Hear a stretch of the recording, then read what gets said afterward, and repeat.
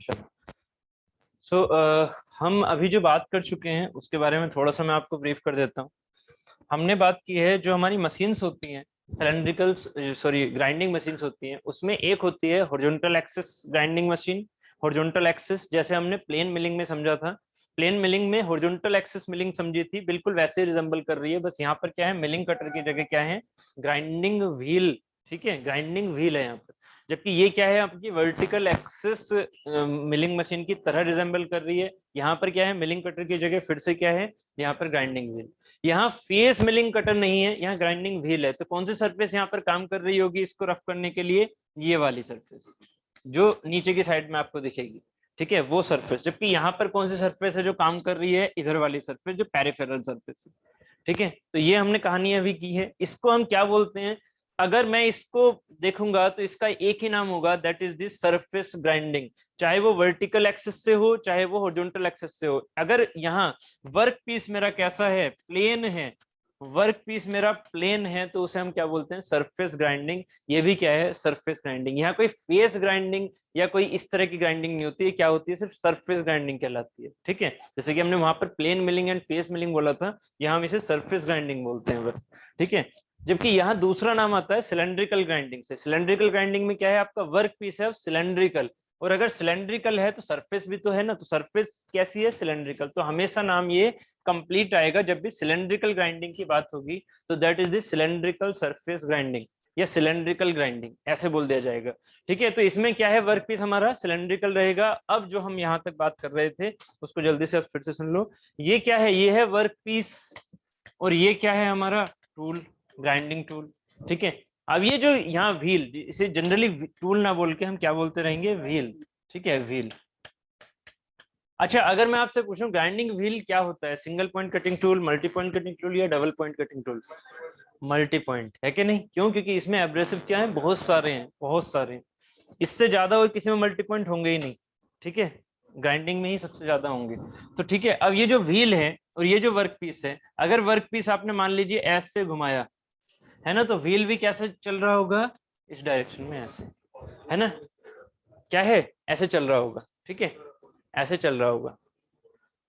ठीक है, तो ये क्या है, ये अपोजिट है, सिमिलर है? एक क्लॉकवाइज चलेगा, एक एंटी क्लॉकवाइज चलेगा। ये कोई लीनियर मोशन नहीं है। ठीक है, ये क्या है, हमारा एंगुलर मोशन। जब यहाँ सिलेंड्रिकल सरफेस, जब यहाँ सिलेंड्रिकल सरफेस, समझे कुछ क्या क्या बोल रहे हो आप? अगर ये ऐसे, ये भी ऐसे, ठीक है, तो ये है सिमिलर, ये है सिमिलर। ठीक है, ये है सिमिलर, ये सिमिलर है, सिमिलर। ये जो लाइन आएंगी ना यहाँ, ये सिमिलर हैं। फंस गए ना, फंस गए, ये सिमिलर है। ठीक है, ये सिमिलर है, ये क्या है, अपोजिट।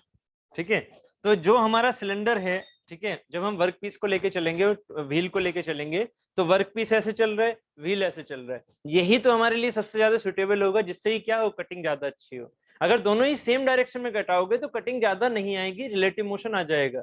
मतलब इसमें क्या होगा, चिप्स के बीच में जो जो बनती थी, ऐसा नहीं कि इसमें होगा नहीं, इसमें होगा, बट इफेक्टिव नहीं होगा, क्योंकि इसमें क्या है, इसमें स्लिप्स आ जाएंगी, और स्लिप्स हमें नहीं चाहिए। हमें क्या चाहिए, स्मूथ सरफेस फिनिश चाहिए। तो स्मूथ सरफेस फिनिश के लिए हमारे पास क्या हो जाएगा, जो हमारी बेस्ट डायरेक्शन हो जाएगी वो ये वाली हो जाएगी। ठीक है, अब इसमें क्या होगा, इसमें क्या होगा कि सिलेंड्रिकल सरफेस कैसे घूमेगी, तेज घूमेगी या टूल तेज घूमेगा?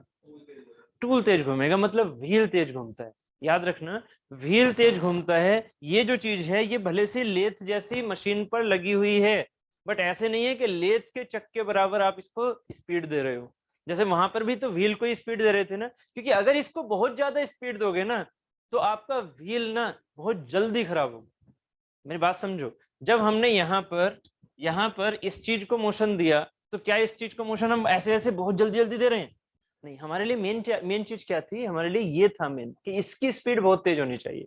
इसकी स्पीड तेज है, इसे सिर्फ क्या दे रहे हैं हम, फीड दे रहे हैं, फीड दे रहे हैं, है ना। फीड है तेज, इतना नहीं है कि बहुत बहुत ही कम है तेज, बट इतनी भी तेज नहीं है जितनी तेज इसकी स्पीड है। तो अगर ये सर्कुलर में बात करूं, तो सर्कुलर में, सिलेंड्रिकल में दोनों की स्पीड सेम होंगी ना। किसकी स्पीड ज्यादा होगी, व्हील की स्पीड ज्यादा होगी और वर्क पीस की स्पीड कम होगी। ठीक है, वर्कपीस हम जितना तेज घुमाएंगे उतना ही मेरा एब्रेसिव पार्टिकल ना वहां से टूटते जाएंगे, और इसका मतलब मेरा व्हील क्या हो जाएगा, वीक होता जाएगा। बात क्लियर है ना? ठीक, किसमें टूल पोस्ट कहां से आ गया? सरफेस वाले में वर्क पीस को हम फीड दे रहे हैं ना, फीड दे रहे हैं। ये भी एक तरह से क्या है, ये भी एक तरह से फीड ही है, बट ये कैसी है, ये सर्कुलर है। हाँ, इस वाले में हाँ ये वर्क पीस की वाली स्पीड कम रहेगी हमेशा, वर्क पीस स्पीड क्या रहेगी, कम। ठीक है, वर्क पीस स्टेशनरी भी अगर स्टेशनरी रखोगे सिर्फ एक ही स्लोट बन के आएगा, मतलब स्लोट नहीं बनेगा ऑब्वियस है, बट एक ही तो सरफेस जाएगी ना सिर्फ, अगर वर्क पीस आपने बंद रोक रखा है ऐसे। सोचो, अच्छा इतना कॉम्प्लिकेटेड कर लो, ठीक है कर लो उसे, इतना कॉम्प्लिकेटेड क्यों करना? सिर्फ सिलेंड्रिकल ग्राइंडिंग में ऐसा नहीं है कि उसे प्लैनेटरी बना लोगे। सिलेंड्रिकल ग्राइंडिंग क्या है, ये हो गया यहाँ पर, ये हो गया यहाँ पर, ठीक है, सिलेंड्रिकल ग्राइंडिंग चल रही है, ठीक है, ऐसे ऐसे चल रही है, और ये वाली चीज यहाँ पर ऐसे ये चल रही है। ठीक है, क्या चीज, वर्क पीस भी पावर से होगा। ठीक है, स्पिंडल को रोटेट करा रहे हो जैसे लेथ में होता है ना, लेथ में वैसे। ठीक है, बस लेथ की तरह स्पीड नहीं देनी है। व्हील हमेशा रोटेट करेगा, दोनों में पावर है, बस याद रखना जो मैं चीज बताना चाह रहा हूँ कि इसकी स्पीड होती है कम, इसकी स्पीड होती है ज्यादा। ठीक है, ये व्हील घूमेगा बहुत तेज, जबकि वर्क पीस घूमेगा धीरे धीरे। ठीक है, चलो ये वाली चीज जितना भी आप बोल रहे हो ना, ये सब अपनी इमेजिनेशन में रखना, क्वेश्चन में मत कर देना। हाँ, जैसे अभी अमन जी ने बोला प्लैनेटरी ग्राइंडिंग व्हील नहीं होती, ठीक है, अब हमारे सिलेबस में नहीं है, ना ही हमें पढ़ना होता प्लैनेटरी, बट हाँ इमेजिनेशन में कर सकते हो, बना लो ऐसी। ठीक है, प्लैनेटरी आराम से बना लोगे। ठीक है, यहाँ प्लैनेटरी की जरूरत नहीं पड़ती, क्यों ऐसा क्यों? क्योंकि वर्कपीस हमारा घूम रहा है। उस कंडीशन में क्या था, उस कंडीशन में एक या तो वर्कपीस बंद था मिलिंग में, याद करो मिलिंग में क्या था, या तो वर्कपीस रुका हुआ था या टूल रुका हुआ था, एक चीज रुकी हुई थी, जबकि यहाँ क्या है, दोनों चीज घूम रही है, तो प्लैनेटरी की जरूरत ही नहीं है। ठीक है, तो आप अपनी सोच में कर सकते हो, कोई दिक्कत नहीं है। नेक्स्ट, आप सोच बताओ मुझे। हाँ, बोलो। वर्कपीस को रोटेट करें और इसको फीड दें। हाँ, तो इसमें क्या होगा, इसमें जो एब्रेसिव पार्टिकल है ना, उनके चांसेस टूटने के ज्यादा रहेंगे। ठीक है, क्योंकि ये चीज एक तरह से रुकी हुई है। आप खुद सोचो, एक चीज रुकी हुई है और एक ये चीज ऐसे जाएगी, तो ये क्या होगा, बहुत जल्दी से इसे तोड़ने की कोशिश करेगा। ठीक है, जबकि ये चीज अगर ऐसे आ रही है एक ही सरफेस पर, तो देखो अब कितने सारे आ रहे हैं, कितने सारे एक ही सरफेस पर कितने सारे आ रहे हैं, ग्राइंडिंग अच्छी होगी। यहाँ क्या हो रहा है, यहाँ एक ही चीज पर इतने सारे बार बार आएंगे, तो क्या होगा, ये टूटने के चांसेस ज्यादा रहेंगे ना इसके। ठीक है, बात एकदम क्लियर है ना? ठीक, चलो। हाँ बोलो। देखो ये डिपेंड करता है कितने पार्टिकल आ गए उसके सामने। अगर एक ही पार्टिकल है, जैसे कि इन्होंने कहा रोक दिया, तो एक ही पार्टिकल पर क्या है, फोर्स ज्यादा लगेगी। एक मिनट में या एक सेकंड में जितने भी वो रोटेशन ले रहा है, वर्कपीस जितने रोटेशन ले रहा है, उस पर फोर्स ज्यादा लग रही है ना, तो ये तो टूल तो टूट गया ना मेरा, मतलब जो ये एब्रेसिव था, ये तो 2-3 चक्कर में ही टूट गया एग्जाम्पल के तौर पर। ठीक है, जबकि इसमें क्या हो रहा है, इसमें ये मटेरियल था, इसको आपको लेके आना है। इसमें क्या है कि एक चिप ने, एक एब्रेसिव ने थोड़ा सा कट किया, दूसरा एब्रेसिव तो आ गया ना, उसने कट किया, तीसरा एब्रेसिव ने कट किया, तो एक हर एक एब्रेसिव को जब ये वापस आ रहा है ना घूम के, तो उसे इतनी नहीं मिल रही है ना। बात क्लियर है ना? तो वो जो चीज है हमारा, ये इसकी टूल लाइफ क्या होगी, ज्यादा होगी एज कम्पेयर टू जो आप सोच रहे हो। ठीक है, क्लियर है ना? ये वो क्वेश्चन था जो कि अलग था। ठीक है, तो अलग क्वेश्चन आप पूछ सकते हो, बट उनको एग्जाम के हिसाब से मत सोचना। ठीक है, चलो। हाँ बोलो। अच्छा, अरे इसमें कुछ नहीं है, आयते सुनो। ठीक है, सुनो, इसको क्या बोलते हैं, इसको क्या बोलते हैं, ये मान लीजिए क्लॉकवाइज है, तो एक ही डायरेक्शन हो गई क्लॉकवाइज। ठीक है, अगर मैं आपसे कहता हूं दूसरा व्हील है जो कि है एंटी क्लॉकवाइज, तो उसकी डायरेक्शन कैसे दिखाऊंगा? डायरेक्शन आप यहां दिखाते थे, मैं उसकी डायरेक्शन को ऐसे ना करके यहां दिखा रहा हूं ऐसे करके, तो क्या ये दोनों चीजें एक हैं? बिल्कुल एक है। ये चीज देखो, ये तो एक ही है ना, ये क्लॉक घूम रहा है, दोनों अपोजिट है ना। जबकि यहाँ देखने में कैसा लगेगा, एक जैसी जा रही है, बट ये एक जैसी कोई लीनियर नहीं है ना, ये एंगुलर है। ये क्लॉकवाइज है, ये एंटी क्लॉकवाइज है, दोनों की डायरेक्शन क्या है, अपोजिट। ठीक है, ज्यादा होगी क्या? हाँ, तभी तो कह रहा हूँ कि यही बेस्ट ऑप्शन होता है हमारे पास करने के लिए। आप उस वाले को भी कर सकते हो, बट उसमें स्लिपिंग आ जाएंगी। ठीक है, करने को उससे भी कर सकते हो, बट स्लिपिंग आ जाएगी। यही चीजें तो बातें चल रही थी, यही चीजें तो बातें चल रही थी अभी, ठीक है। आप इसी चीज में फंसे हुए थे, ठीक है, और हम ये वाली बातें कर चुके हैं, ठीक है। अब वो डिले हो गए हो, ठीक है। चलो, वैसे भी मैंने आपसे बोला था कि ये एग्जाम के हिसाब से नहीं है, जो चीजें आप पूछ रहे हो वो आपकी सिर्फ आपके हिसाब से है। हाँ बोलो। वो जल्दी टूटेगा, अगर व्हील हमारा सॉफ्ट का है ना तो वो जल्दी टूटेगा। ना ना ना ना, वो सॉफ्ट चीज अलग है। मैं सॉफ्ट मटेरियल की बात कर रहा हूँ। एब्रेसिव अगर सॉफ्ट मटेरियल के हैं तो वो जल्दी टूटेंगे। जो हमारी सॉफ्ट वाली सेंस होता है ना, जो सॉफ्ट से हार्ड ग्रेड, जो ग्रेड की कहानी है वो अभी समझाऊंगा, ठीक है। ग्रेड वाली कहानी अभी समझानी है, पहले डक्टाइल मटेरियल और ब्रिटल मटेरियल को कैसे कैसे चिप से काटना है वो बातें करेंगे। फिलहाल अभी मैं मशीन के टाइप समझा रहा हूँ, तो मशीन के टाइप समझ में आ रहे हैं थोड़े थोड़े। ये क्या है मेरा सिलेंड्रिकल ग्राइंडिंग। जब आपकी सिलेंड्रिकल सरफेस होती है उसको अगर ग्राइंड करना होता है तो क्या होता है, सिलेंड्रिकल ग्राइंडिंग। क्लियर है। हमारी ग्राइंडिंग की जो सरफेस होती है ना, जो ग्राइंडिंग व्हील होता है वो जनरली कैसे होते हैं, सर्कुलर। उनको ऐसे मत समझने ना कि ग्राइंडिंग व्हील मेरे ऐसे हैं। ग्राइंडिंग व्हील हमेशा कैसे मानोगे, सर्कुलर। सर्कुलर में वो हो सकते हैं डिस्क टाइप से, हो डिस्क टाइप मतलब पतले से, ठीक है, या फिर हो सकते हैं वो सिलेंडर टाइप से मतलब बड़े, लेंथ में बड़े। डाया तो डाया हो गई, लेंथ में बड़े, जिससे कि वो ज्यादा एरिया को कवर कर सके कट करते हुए। या फिर वो हो सकते हैं पतले से। पतले से क्या कर सकते हैं, पतले से ग्रूव बना सकते हैं, पतले से कटिंग कर सकते हैं, पार्टिंग कर सकते हैं, तो वो पतले से वो हो गए, ठीक है।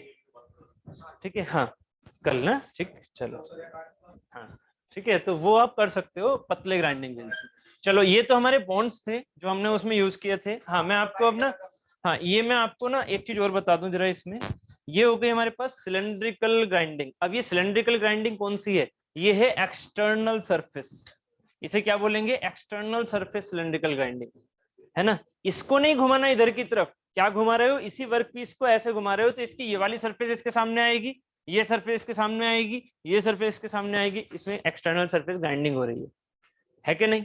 अगर मैं कहूँ इंटरनल सरफेस ग्राइंडिंग करनी है, इंटरनल सिलेंड्रिकल सरफेस ग्राइंडिंग करनी है ना। आप सुनना जरा, देखो, अब प्लानिटरी में आप कंफ्यूज हो गए, जैसे अमन जी ने तुरंत उस चीज को सोच लिया था, तो वो प्लानिटरी में कंफ्यूज इसलिए हुए क्योंकि प्लानिटरी का मतलब था आपकी जॉब रुकी हुई थी, आप टूल को प्लानिटरी लेके आ रहे थे, याद होगा मिलिंग कटर को, या फिर मिलिंग कटर रुका हुआ था, जॉब को प्लानिटरी घुमा रहे थे, असेंट्रिक घुमा रहे थे, है ना। उसमें एक चीज रुकी हुई थी, जबकि यहाँ क्या है, प्लानिटरी में एक चीज रुकी हुई थी, जबकि यहाँ पर क्या है, सिलेंड्रिकल ग्राइंडिंग इंटरनल वाली, जरा ध्यान से सुनना। इंटरनल मतलब एक है सिलेंडर आपके पास, ये सिलेंडर है, ये वर्कपीस है, मतलब वर्कपीस की ये सरफेस है, वर्कपीस की ये सरफेस है जो आपको क्या करनी है, ग्राइंड करनी है। ये सरफेस आपकी ग्राइंड होनी चाहिए। सुनना आप जरा, अगर मैं यहाँ पर एक व्हील लेके आऊं, कौन सा वाला wheel, grinding wheel. Grinding wheel में यहाँ लेके आया, कहाँ लेके आया, यहाँ ऐसे, ये इस जगह लगा दिया ऐसे करके, ग्राइंडिंग व्हील ऐसे लगा दिया।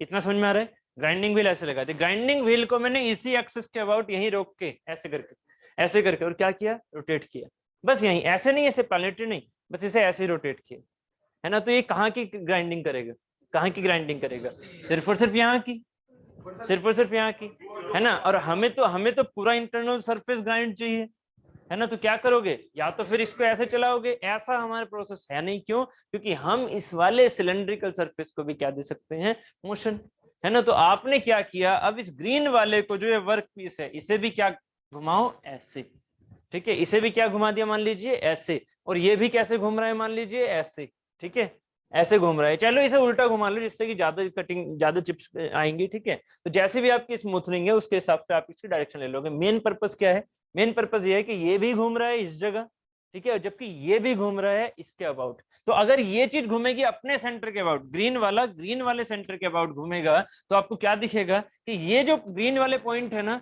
ये हमेशा इसके सामने आते जाएंगे, सामने आते जाएंगे। इसका मतलब क्या हुआ, इसकी इंटरनल सरफेस ग्राइंड हो जाएगी। नहीं समझ में आ रहा, इमेजिनेशन करनी है। देखो, ये येलो वाला घुमाओ, ठीक है, और ये ग्रीन वाला भी घुमाओ, और ग्रीन वाले का जो सेंटर है ना, वो यहीं रख के घुमाना, सेंटर यहीं रख के घुमाना ग्रीन वाले का। तो जब ग्रीन वाला, ये होलो वाला जब ऐसे घूमेगा, तो इसके जितने भी पार्ट है ना, जितने भी पार्टिकल ये वाले हैं अंदर वाले, वो सब के सब एक टाइम पर इसके सामने से गुजरेंगे, इसके सामने से गुजरेंगे। इसका मतलब इसके इंटरनल क्या हो जाएगी, ग्राइंडिंग। क्लियर है, ठीक है। इसे बोलते हैं internal cylindrical grinding, internal cylindrical grinding, ठीक है। यहाँ हो गया, इतना क्लियर है, ठीक है। आप देख रहे हो, सुनना यहाँ पर इंटरनल सिलेंड्रिकल ग्राइंडिंग के क्वेश्चन आगे रखे हुए हैं, टेंशन मत लो उसकी, ठीक है, एक एक लाइन वाले क्वेश्चन, ठीक है। बस ये फिगर समझ लो, फिगर समझ में आ गया। ऐसे ये क्वेश्चन आएगा फिर सेंटरलेस का। अगर मैं आपसे पूछता हूँ सेंटरलेस ग्राइंडिंग क्या है, सेंटरलेस, सेंटरलेस का मतलब क्या हुआ, सेंटर जिनके हमने पहले से पकड़ रखे हैं, ये क्या है, सिलेंड्रिकल सेंटर फुल ग्राइंडिंग। एक तरह से सेंटर फुल है। सेंटर फुल का मतलब क्या हुआ कि इसमें सेंटर फुल को वर्ड देने की जरूरत नहीं है, ये खुद में सेंट्रिक है। सेंट्रिक का मतलब असेंट्रिक, ये चीज दिख रही है, मैं बात कर रहा हूँ इसकी, कि इसको क्या कर रखा है आपने, इस जगह ही पकड़ रखा है, इस जगह पकड़ के और घुमा रहे हो। इसको क्या कर रखा है, वर्क पीस को इस जगह पकड़ रखा है और घुमा रहे हो, है ना। होलो कहीं ना कहीं से तो पकड़ा हुआ होगा और उसे क्या कर रहे हो, घुमा रहे हो। बट अगर मैं आपसे ऐसे कहूं कि उस होलो पार्ट को पकड़ने की कहीं जगह ना हो, एग्जाम्पल के तौर पर उस होलो सरफेस को पकड़ने की कहीं जगह ना हो, ठीक है, ना ही उसे ऊपर से पकड़ सकते, ना ही अंदर से पकड़ सकते, एग्जाम्पल के तौर पर ऐसा पार्टिकल है, ऐसा डिवाइस है आपके पास जिसको आपको ग्राइंड करना है, ठीक है। तो इस केस में क्या होता है, इस केस में जो चीज है, जो ग्राइंडिंग व्हील है वो तो पकड़ा हुआ रहेगा भाई, वो तो मोटर है ना, वो तो मोटर है, वो तो पकड़ी हुई रहेगी। ग्राइंडिंग व्हील की अगर स्पीड ही नहीं दोगे तो कोई मतलब नहीं है उसका, है ना। तो ग्राइंडिंग व्हील तो पकड़ा हुआ है, बट जो जॉब है ना, वो जॉब हमने पकड़ नहीं रखी।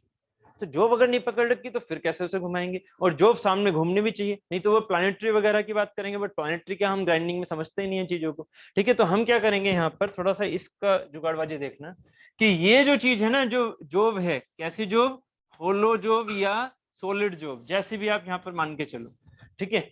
ये जो होलो जॉब है, क्योंकि जनरली क्या होगी, होलो जॉब ही नहीं पकड़ने में आएगी, सॉलिड तो एक तरह से आ जाएगी, सेंट्रिक कर दो उसे और आ जाएगी। मान लीजिए अगर सॉलिड जॉब भी है और उसमें हम सेंटर नहीं कर सकते, पकड़ने के लिए उसे सेंट्रिक नहीं कर सकते, मतलब एक होता है ना कि हाँ उसमें डेंट नहीं काट सकते आप, तो अगर वो चीजें आप नहीं कर सकते तो भी आपको क्या करना पड़ेगा, एक सॉलिड जॉब को सेंटरलेस ग्राइंडिंग से आपको सरफेस को स्मूथ करना होगा। इसमें क्या हुआ, इसमें मान लीजिए आपको ये वाली सरफेस को स्मूथ करना है, कौन सी वाली सरफेस को, इधर वाली की। अभी मैं कौन सी वाली के हिसाब से दिखा रहा हूँ, एक्सटर्नल के, ठीक है। इंटरनल वाला अगर मैं डायरेक्टली समझाऊंगा तो थोड़ा कॉम्प्लिकेटेड हो जाएगा, पहले एक्सटर्नल वाला समझो।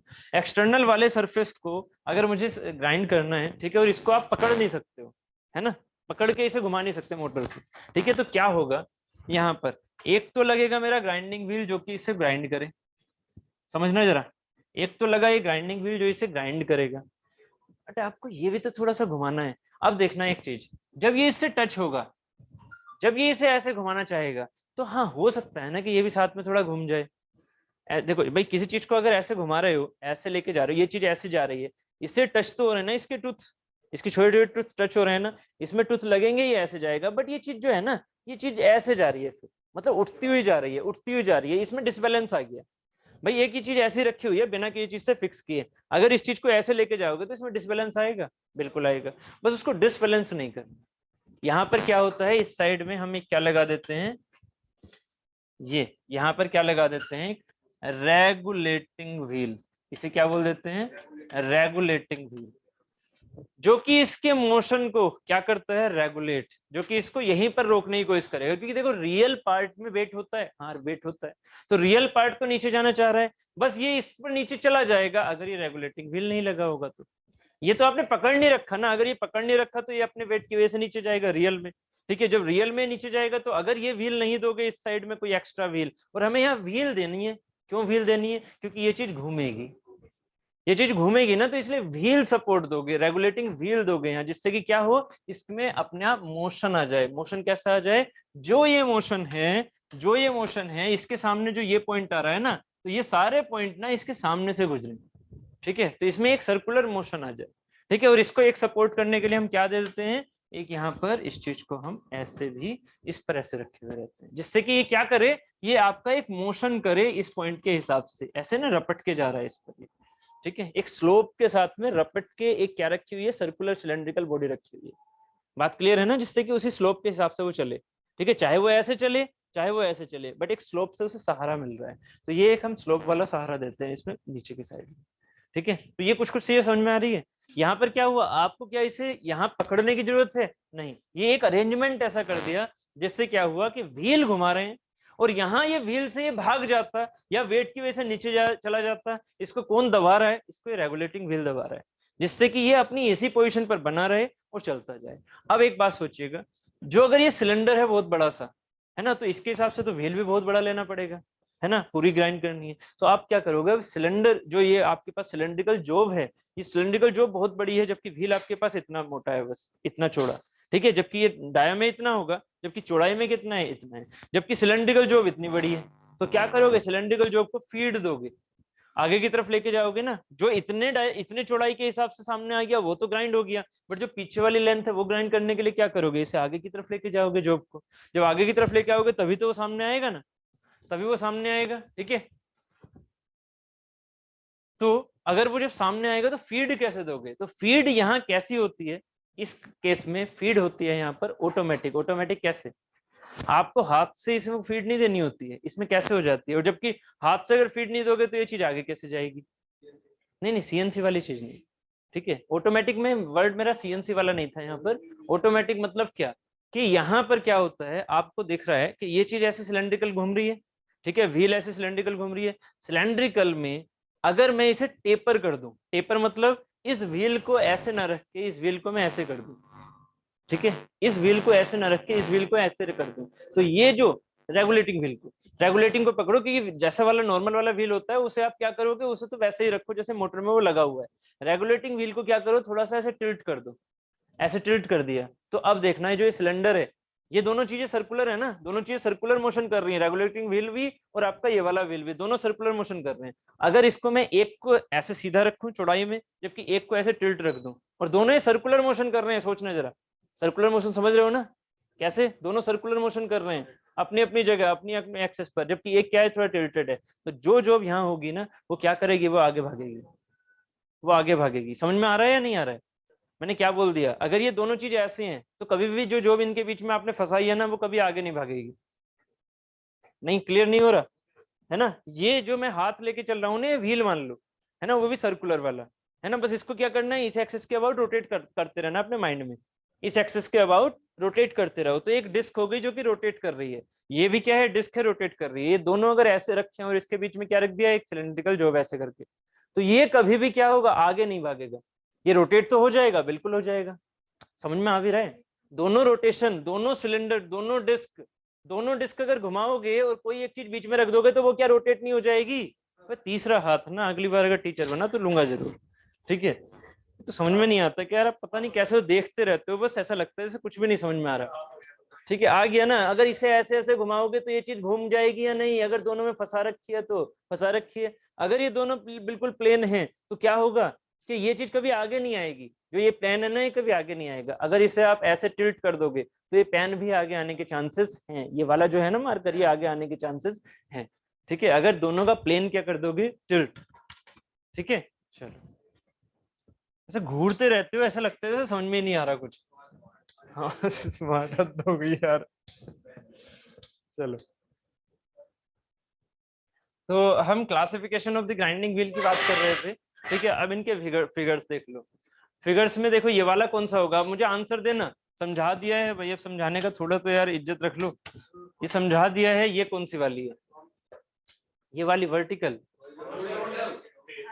वर्टिकल हमेशा एक्सिस देखा करो, एक्सिस। हॉरिजॉन्टल ये इसको मत देखो, व्हील को मत देखो, व्हील ऐसे है ना, व्हील ऐसे, वर्टिकल एक्सिस देखनी होती है। एक्सिस, एक्सिस क्या है, हॉरिजॉन्टल, है ना। स्पिंडल क्या है, हॉरिजॉन्टल। ये ना, ये चालूपना ना, चालूपना उन्होंने सही किया, उन्होंने समझ के आंसर दिया और आपने ऊपर देख के आंसर दे रहे हो, बहुत गलत बात है, बहुत गलत बात है, ठीक है।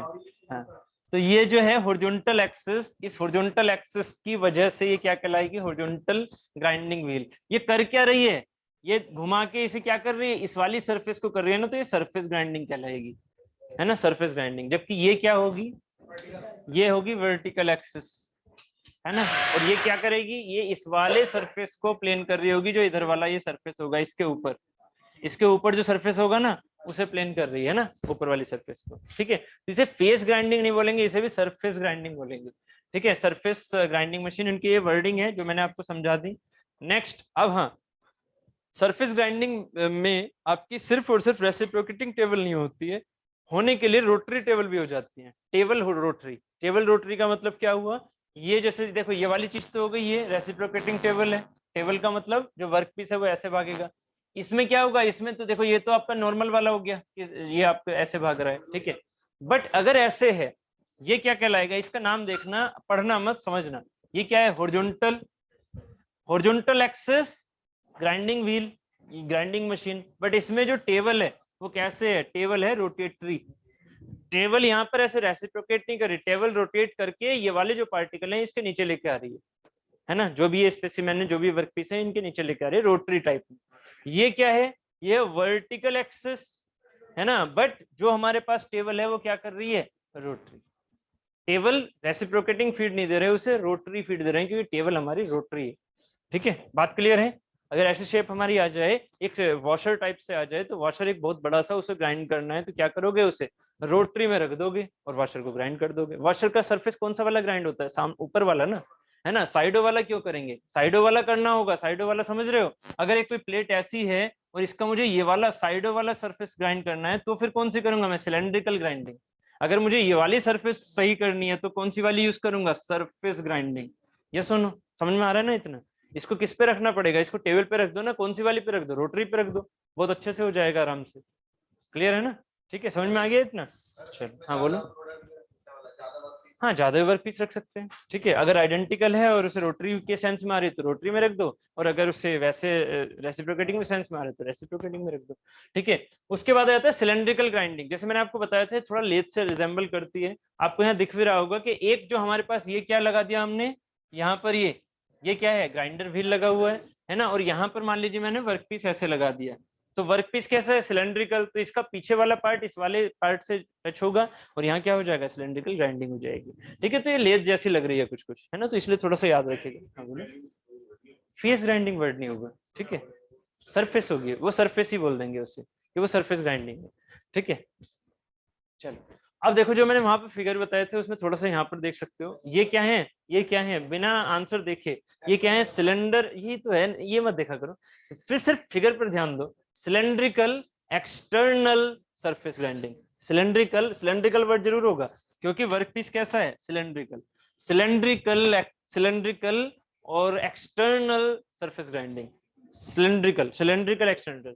और ये वाली क्या है, ये वाली है इंटरनल, ये इंटरनल सरफेस सिलेंड्रिकल ग्राइंडिंग है कि नहीं, बात समझ में आ रही है ना। ये इंटरनल सरफेस जो सिलेंड्रिकल ग्राइंडिंग, ठीक है।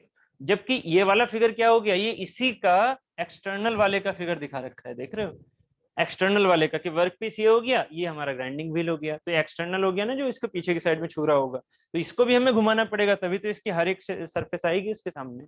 ठीक है, क्लियर है, अपोजिट मोशन में, जनरली अपोजिट मोशन में, ठीक है। चलो ये हो गया हमारा सिलेंड्रिकल ग्राइंडिंग, इतना समझ लिया है तो वर्डिंग पढ़ ही लोगे, ठीक है। फिर से ये ऐसा फिगर है, इसके ये जो छोटी छोटी चीजें हैं ये आप समझ सकते हो। जैसे कि ये वाली चीज क्या होगी, आपको इसे पकड़ना है तो फेस प्लेट में लगा दिया, यहाँ पर कैच प्लेट या डोग लगा दिया, ठीक है। उसके बाद इसे घुमा रहे हैं मान लीजिए आप, यहाँ ये क्या है, ये वर्क पीस है आपका, सॉरी ये व्हील है, ग्राइंडिंग व्हील, ये आपका वर्क पीस हो गया। ये हमने सेंट्रिक कर दिया इसे, मैंने कहा ना, अगर सेंट्रिक है, सिलेंड्रिकल जो ग्राइंडिंग है वो सेंट्रिक होती है, मतलब आपने इसे इस साइड से पकड़ रखा है, सेंट्रिक किया हुआ है। मान लीजिए वर्कपीस में आप सेंट्रिक नहीं कर सकते, एग्जांपल के तौर पर ऐसा कुछ जुगाड़ है वहां पर कि आप उसे सेंट्रिक नहीं कर सकते, तो किस में यूज करोगे, सेंटरलेस में। तब सेंटरलेस में, उसमें भी सिलेंड्रिकल ग्राइंडिंग ही है, बट वो कौन सी है, वो सेंटरलेस है। सेंटरलेस का मतलब उसे यहाँ पकड़ नहीं सकते, इसका मतलब ये नहीं है उसमें सेंटर नहीं है।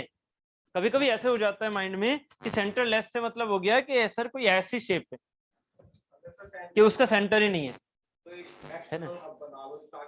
हाँ, वही चीजें हमें नहीं करनी है ना, वो चीजें नहीं करनी, वो आप जुगाड़बाजी अपने माइंड में जो करना चाहो बिल्कुल कर सकते हो, ठीक है, बट वो चीजें नहीं होती हैं, उसके लिए ही हमने यूज किया है सेंटरलेस ग्राइंडिंग का हिसाब, ठीक है। चलो, प्रोडक्शन में ना दिमाग ना कुछ ज्यादा ही आपका इधर उधर भागता है, अच्छी बात है, भगाया करो, बिल्कुल भगाया करो, यही चीज तो है जो भागने वाली होती है कि नहीं। अच्छा, यही चीजें तो है जो मतलब ऐसी होती है ना, प्रैक्टिकल थोड़ी सी, ठीक है। बस थोड़ा सा एक इश्यू है, थोड़ा सा एक इश्यू है कि यहाँ ना ये सारी मशीन नहीं हो पा रही है। अगर एक बार यहाँ ऐसी मशीन हो जाए ना, सबकी सबकी बहुत कॉस्टली होती है ये, तो एक बार अगर सारी मशीन यहाँ पर हो जाए ना, तो फिर तो दिमाग और भी तेज भागेगा। जो प्रैक्टिकल चीजें, हाँ, जैसे लाइक कॉलेज में नहीं, ये चीजें सब कॉलेज में तो एक बार को हो जाती है ना, कॉलेज में मास बहुत सारा रहता है ना, हर साल मास बहुत सारा रहता है, ठीक है, तो वो चीज कॉलेज में फिजिबल है, कॉलेज में पूरा वो इतना बड़ा बड़ा एरिया भी रहता है, तो वो चीजें, हाँ सही है। नहीं नहीं, वो टूर वाले कहानियां आप गई, ठीक है, टूर वाली कहानियां गई, ठीक है। चलो नहीं, हाँ सही है। ठीक है, ये आपके पास क्या है, सेंटरलेस ग्राइंडिंग। इस सेंटरलेस ग्राइंडिंग का यहाँ से समझ में नहीं आएगा, इसके लिए मैं आपको थोड़ा सा यहाँ, अगर ये दिख रहा होगा, इस वाले फिगर में थोड़ा दिख रहा होगा, ठीक है, नहीं तो इसके 2D फिगर अच्छे से समझ में आ जाएंगे और वीडियो में समझ में आ जाएगा। ये देखना, आपको इस सेंटरलेस ग्राइंडिंग में क्या करना है, ऊपर वाली सरफेस को ग्राइंड करना है, अंदर वाली नहीं, ऊपर वाली सरफेस को। तो ये यहाँ पर क्या है, ये आपके supporting wheel and regulating wheel है। जो हमारा ग्राइंडिंग व्हील वो है, वो कहाँ है, दिखाना जरा मुझे, कोई बता पाएगा? ग्राइंडिंग व्हील का है, ग्राइंडिंग व्हील का है, ये रहा देखो बड़ा सा, ये वाला है ग्राइंडिंग व्हील। ठीक है, ये क्या है, ये है आपकी प्रेशर व्हील जो इसे प्रेशर करेगा, और ये है रेगुलेटिंग व्हील जो इसे प्रेशराइज करेगा, और एक है रेगुलेटिंग व्हील या सपोर्टिंग व्हील। हम सपोर्टिंग व्हील भी बोल सकते हैं, प्रेशराइज व्हील भी बोल सकते हैं, रेगुलेटिंग व्हील बोल सकते हैं। जबकि इधर वाला क्या है, ग्राइंडिंग व्हील है ना। और इसको क्या किया, कहीं सेंटर से पकड़ा, देख लो कहीं पर भी सेंटर लगा हुआ है इसमें। सेंटर कौन सा वाला, अरे इसका खुद का सेंटर होगा इमेजिनरी, मैं बात कर रहा हूँ इस वाले सेंटर की, जो जिससे आप इस वाले वर्क पीस को क्या करते हो, पकड़ते हो, ये वाला सेंटर। क्या यहाँ ऐसा सेंटर लगा हुआ है, जो टेलीस्कोप वाला सेंटर होता है जो इसको पकड़ता है, नहीं ना लगा हुआ। जब वो नहीं लगा हुआ है तो इसे क्या बोलेंगे, सेंटर लेस। समझ में आ रहा है कुछ? ऐसे नहीं कि इसका कोई सेंटर नहीं होगा, इस शेप का, इस शेप का सेंटर तो होगा हमेशा, इमेजिनरी यहाँ पर होगा सेंटर पर। बट ये सेंटर लेस का मतलब क्या है, कि इसको साइड से पकड़ नहीं रखा, मतलब इसको हमने साइड से वो नहीं कर रखा, सपोर्ट नहीं दे रखा कि हाँ भाई यहाँ से साइड से सपोर्ट है, अब ये बबलिंग नहीं करेगी, ऐसा नहीं दे रखा कुछ भी। तो इसको बबलिंग रोकने के लिए हम क्या करेंगे, यहाँ पर प्रेशर व्हील, रेगुलेटिंग व्हील, ये सब यूज करेंगे, जिससे कि ये यहीं पर घूमती रहे। और कैसी होंगी ये एक दूसरे से क्या होंगी, थोड़ी थोड़ी टिल्टेड, जिससे कि ये आगे भी आती रहे। समझ रहे हो? ये आपको देखने में, सामने से देखने में नहीं लगेगा, ये एक्सटर्नल के लिए है ना, ये एक्सटर्नल के लिए। इंटरनल वाला भी होता है, उनको थोड़ा सा इंटरनल वाली चीजों को और एक्सटर्नल वाली चीजों को 2D में देखोगे तो ज्यादा अच्छा लगेगा, ये वाली चीजें। ठीक है, और इसको 2D आप इधर से देखोगे ना तो आपको समझ में आ जाएगा ये आगे की तरफ कैसे भाग रहा है। इसको सामने से देखने पर तो ये है, क्या इसमें टिल्टनेस आपको दिखेगी, नहीं दिखेगी। ठीक है, जो इसकी टिल्टनेस है वो इस वाले फिगर में थोड़ा कम दिखेगी ना, या तो मैं इसे इलेप्टिकल बना दूं जिससे कि दिख जाए, तो इलेप्टिकल बनाने से फिगर खराब हो जाएगा। ठीक है, तो ये जो चीज है आपको जो समझ में आ रहा है, इसमें क्या हो रहा है, जो मैंने अभी समझाया आपको, this is the regulating wheel, regulating wheel. ठीक है, जो इसको नीचे जाने से रोक रहा है, रेगुलेटिंग व्हील। ये क्या है हमारे पास, जो हमारे पास रेस्ट है जिसके ऊपर ये चीज रखी हुई है, टेपर ऐसे रखेंगे जिससे कि ये चीज आपको जैसे भी घूमे, चाहे ऐसे घूमे चाहे ऐसे घूमे, ये इस स्लोप के हिसाब से जाए। ठीक है, नेक्स्ट हमारे पास क्या है, व्हील हमारा कौन सा वाला व्हील, जो हमारा ग्राइंड व्हील है, ग्राइंडिंग व्हील। ठीक है, ये हमारी क्या हो गई, जो, ठीक है, ये हमारी हो गई वर्क पीस या जो, इसको हमने पकड़ नहीं रखा। बात क्लियर है? ये जो आपको ऐसे दिख रहा है ना एक्सटर्नल, है ना, अभी इंटरनल छोड़ दो अभी एक सेकंड, इस एक्सटर्नल को, एक फिगर और होगा आई थिंक, एक फिगर और है मेरे पास, कहाँ गया, ये रहा। अब देखो जरा ध्यान से, ये फिगर थोड़ा उसमें देख लो, ऐसे ऐसे रखा हुआ। ठीक है, यही चीज जो 2D में भी देखी थी अब 3D में दिख रही है। ये क्या कहलाएगा, रेगुलेटिंग व्हील। नाम सब लिखे हुए हैं, उनको आप आराम से पढ़ते रहना। इसका नाम क्या हो जाएगा, regulating wheel. This is the work piece, है ना। ये क्या है, उसका रेस्ट। ये क्या है, ग्राइंडिंग व्हील। इन ये जो इधर से देखोगे टिल्टनेस नहीं दिखेगी, बट इधर से देखोगे ऐसे तो टिल्टनेस दिखेगी। देखो ये रही, समझ में आ रहा है? रेगुलेटिंग व्हील क्या है, ये हो गया मान लीजिए ऐसे, जॉब कहाँ होगी, ऐसे होगी। ठीक है, और ये क्या हो गया मेरा, ऐसे, ये वाला ग्राइंडिंग व्हील। तो क्या होगी, जो जॉब है वो आगे की तरफ जाएगी, क्योंकि इसमें क्या है, टिल्टनेस। समझ रहे हो, टिल्टनेस है ये, और घूम रहे हैं अपनी एक्सेस के अबाउट, घूम रहे हैं, तो वो क्या करेगी, वो जो ये जॉब आ रही है ना, उसको ये फॉरवर्ड मोशन करवाएगी, फॉरवर्ड या बैकवर्ड मोशन करवाएगी एंगल के हिसाब से। वही तो कह रहा हूँ, ये ऑटोमेटिक फीड हो गई एक तरह से, एंगल से ऑटोमेटिक फीड होगी। ठीक है, क्लियर है? इसके लिए सीएनसी प्रोग्राम की जरूरत नहीं है, बस क्या है, एंगल ट्रेट करना है और सर्कुलर मोशन हो ही रहा है तो आगे की तरफ वो इच्छा होती है। मतलब वो डिपेंड करता है जॉब के ऊपर, जॉब कितना है। ठीक है, 90 नहीं, जॉब कितना है, जॉब कितना वेटफुल है। ठीक है, चलो, क्या चीज, ट्रेवर्स मतलब इधर उधर जाना, ट्रेवलिंग। ठीक है, इधर उधर जाना। ठीक है, मतलब आप चाहे फीड को फॉरवर्ड लेके जाओ चाहे बैकवर्ड लेके जाओ, that is the travelling, ट्रेवर्स। Centreless internal grinding, अब इस वाली चीज को यहाँ देख लो, इंटरनल ग्राइंडिंग वाली, वो मैंने फिगर पहले दिखाना था इसलिए मैंने लेके चला। अब ये देख लो, इसमें क्या होगा, ये हमारे पास क्या हुआ, देखो यहाँ पर जो ग्राइंडिंग व्हील है, ये रहा, इंटरनल ग्राइंडिंग है ना, इंटरनल, तो इंटरनल क्या होगा, ग्राइंडिंग व्हील क्या होगा, ग्राइंडिंग व्हील क्या होगा, ये रहा ग्राइंडिंग व्हील, ये रहा। आपको सरफेस कौन सी ग्राइंड करनी है, आउटर नहीं, अंदर वाली। आपको कौन सी वाली सरफेस ग्राइंड करनी है, अंदर वाली। अंदर वाली करनी है तो जो जॉब है उसे पकड़ना पड़ेगा। तो जॉब किस किस से पकड़ रहे हो, हमारे पास एक क्या है, एक है हमारे पास ये सपोर्ट रोल ले लिया, जैसे मैंने अभी बताए थे, प्रेशर रोल, सपोर्ट रोल और ग्राइंडिंग व्हील। ये प्रेशर रोल ले लिया, ठीक है, ये सपोर्ट रोल, ये प्रेशर रोल हो गया, और ये क्या हो गया, रेगुलेटिंग। ये रेगुलेटिंग कब है, जब यहाँ ये क्या है, इंटरनल में ग्राइंडिंग व्हील है। अगर यहाँ इंटरनल ग्राइंडिंग व्हील ना हो तो मतलब हमें इंटरनल ना करना हो, एक्सटर्नल करना हो, तो यही वाला आपका व्हील कौन सा हो जाएगा, ग्राइंडिंग व्हील। ये क्या बन जाएगा, रेगुलेटिंग व्हील, रेगुलेटिंग, और ये क्या बन जाएगा, प्रेशर व्हील। बात क्लियर है। इंटरनल में ग्राइंडिंग व्हील कहाँ होगा, यहाँ ना, इंटरनल में ग्राइंडिंग व्हील यहाँ होगा। और इसमें क्या है, इसमें वबलिंग होने के चांसेस ज्यादा है, क्योंकि इंटरनल ग्राइंडिंग है। ये क्या है, होलो शाफ्ट होगी ना, होलो शाफ्ट जो होगी वो वबलिंग ज्यादा कर जाएगी। अगर इसको आपने कहीं से नहीं पकड़ रखा तो आपको इस पर क्या देना पड़ेगा, सिर्फ 2 सपोर्ट से काम नहीं चलेगा। आपने इस पर क्या दे दिया, 3 दे दिया, जिससे कि अगर ये भाग भी रही ना ऊपर की तरफ, तो ये ऊपर की तरफ ना भाग पाए, प्रेशर व्हील इसको रोक ले यहाँ पर, है ना। बट ये सारे व्हील कैसे होंगे, खुद में रोटेटरी। इनको एक्सटर्नल रोटेशन नहीं मिल रहा है, इनको एक्सटर्नल रोटेशन नहीं मिल रहा। बात समझ में आ रही है। ये जैसे ये घूमेगा इस रेगुलेटिंग व्हील से, इस ग्राइंडिंग व्हील की हेल्प से, जैसे ये घूमेगा, ये चीजें क्या करेंगे, आपको सपोर्ट करेंगे, और वो खुद उनके एक्सेस में घूम जाएंगी। जिस डायरेक्शन में ये घुमाना चाह रहा है ना इसे, वो उसी डायरेक्शन में घूम जाएंगी। ये कोई यहाँ ग्राइंडिंग सरफेस नहीं है। पता लगा, ये टूथ नहीं काटेंगी इसके ऊपर, ये कोई मटेरियल साफ नहीं करेंगे यहाँ पर। ये सिर्फ और सिर्फ क्या कर रही है, उसको सपोर्ट देने की कोशिश कर रही है, उनको प्रेशराइज करने की कोशिश कर रही है। इनमें कोई टूथ नहीं कटेगा यहाँ पर, ठीक है। नहीं, इसमें भी टिल्ट होगा, इसमें भी टिल्ट होगा। जो ये प्लेन है ना, ये टिल्ट होगा तभी तो ये वाली जो जॉब है ना, ये वाली जॉब ये आगे जाएगी, ठीक है। ये टिल्ट होगा या फिर ये टिल्ट होगा। ग्राइंडिंग व्हील जनरली टिल्ट नहीं होगा, तो कौन सा वाला हो जाएगा, रेगुलेटिंग। ग्राइंडिंग का वही तो कह रहा हूँ, ग्राइंडिंग का सेंटर फिक्स होगा, ग्राइंडिंग का सेंटर फिक्स होगा। इसका भी अगर देखा जाए तो सेंटर इसका भी फिक्स है, जो इमेजिनरी सेंटर है, ठीक है। बट वो जो इमेजिनरी सेंटर है, वो सेंटर हम किसी से लॉक नहीं कर पा रहे, इसीलिए हमने इतना 3 का अरेंजमेंट दिया, ठीक है। क्लियर है इतना, हाँ बोलो। ये बहुत लेंदी है, बहुत लेंदी है। अगर ये लेंदी नहीं है तो फिर मतलब ही नहीं है उसका। अगर ये लेंदी है तो इसे एक्सेल फीड भी देनी पड़ेगी। एक्सेल फीड देने के लिए इसमें से एक को टिल्ट रहना पड़ेगा, तभी वो आगे भागेगा, ठीक है ना। चलो, यहां तक समझ में आ गया, क्लियर है इतना, ठीक है, गुड। ये हो गई हमारी सेंटरलेस इंटरनल ग्राइंडिंग, ठीक है। इन्हें हम क्या बोलेंगे, सेंटरलेस।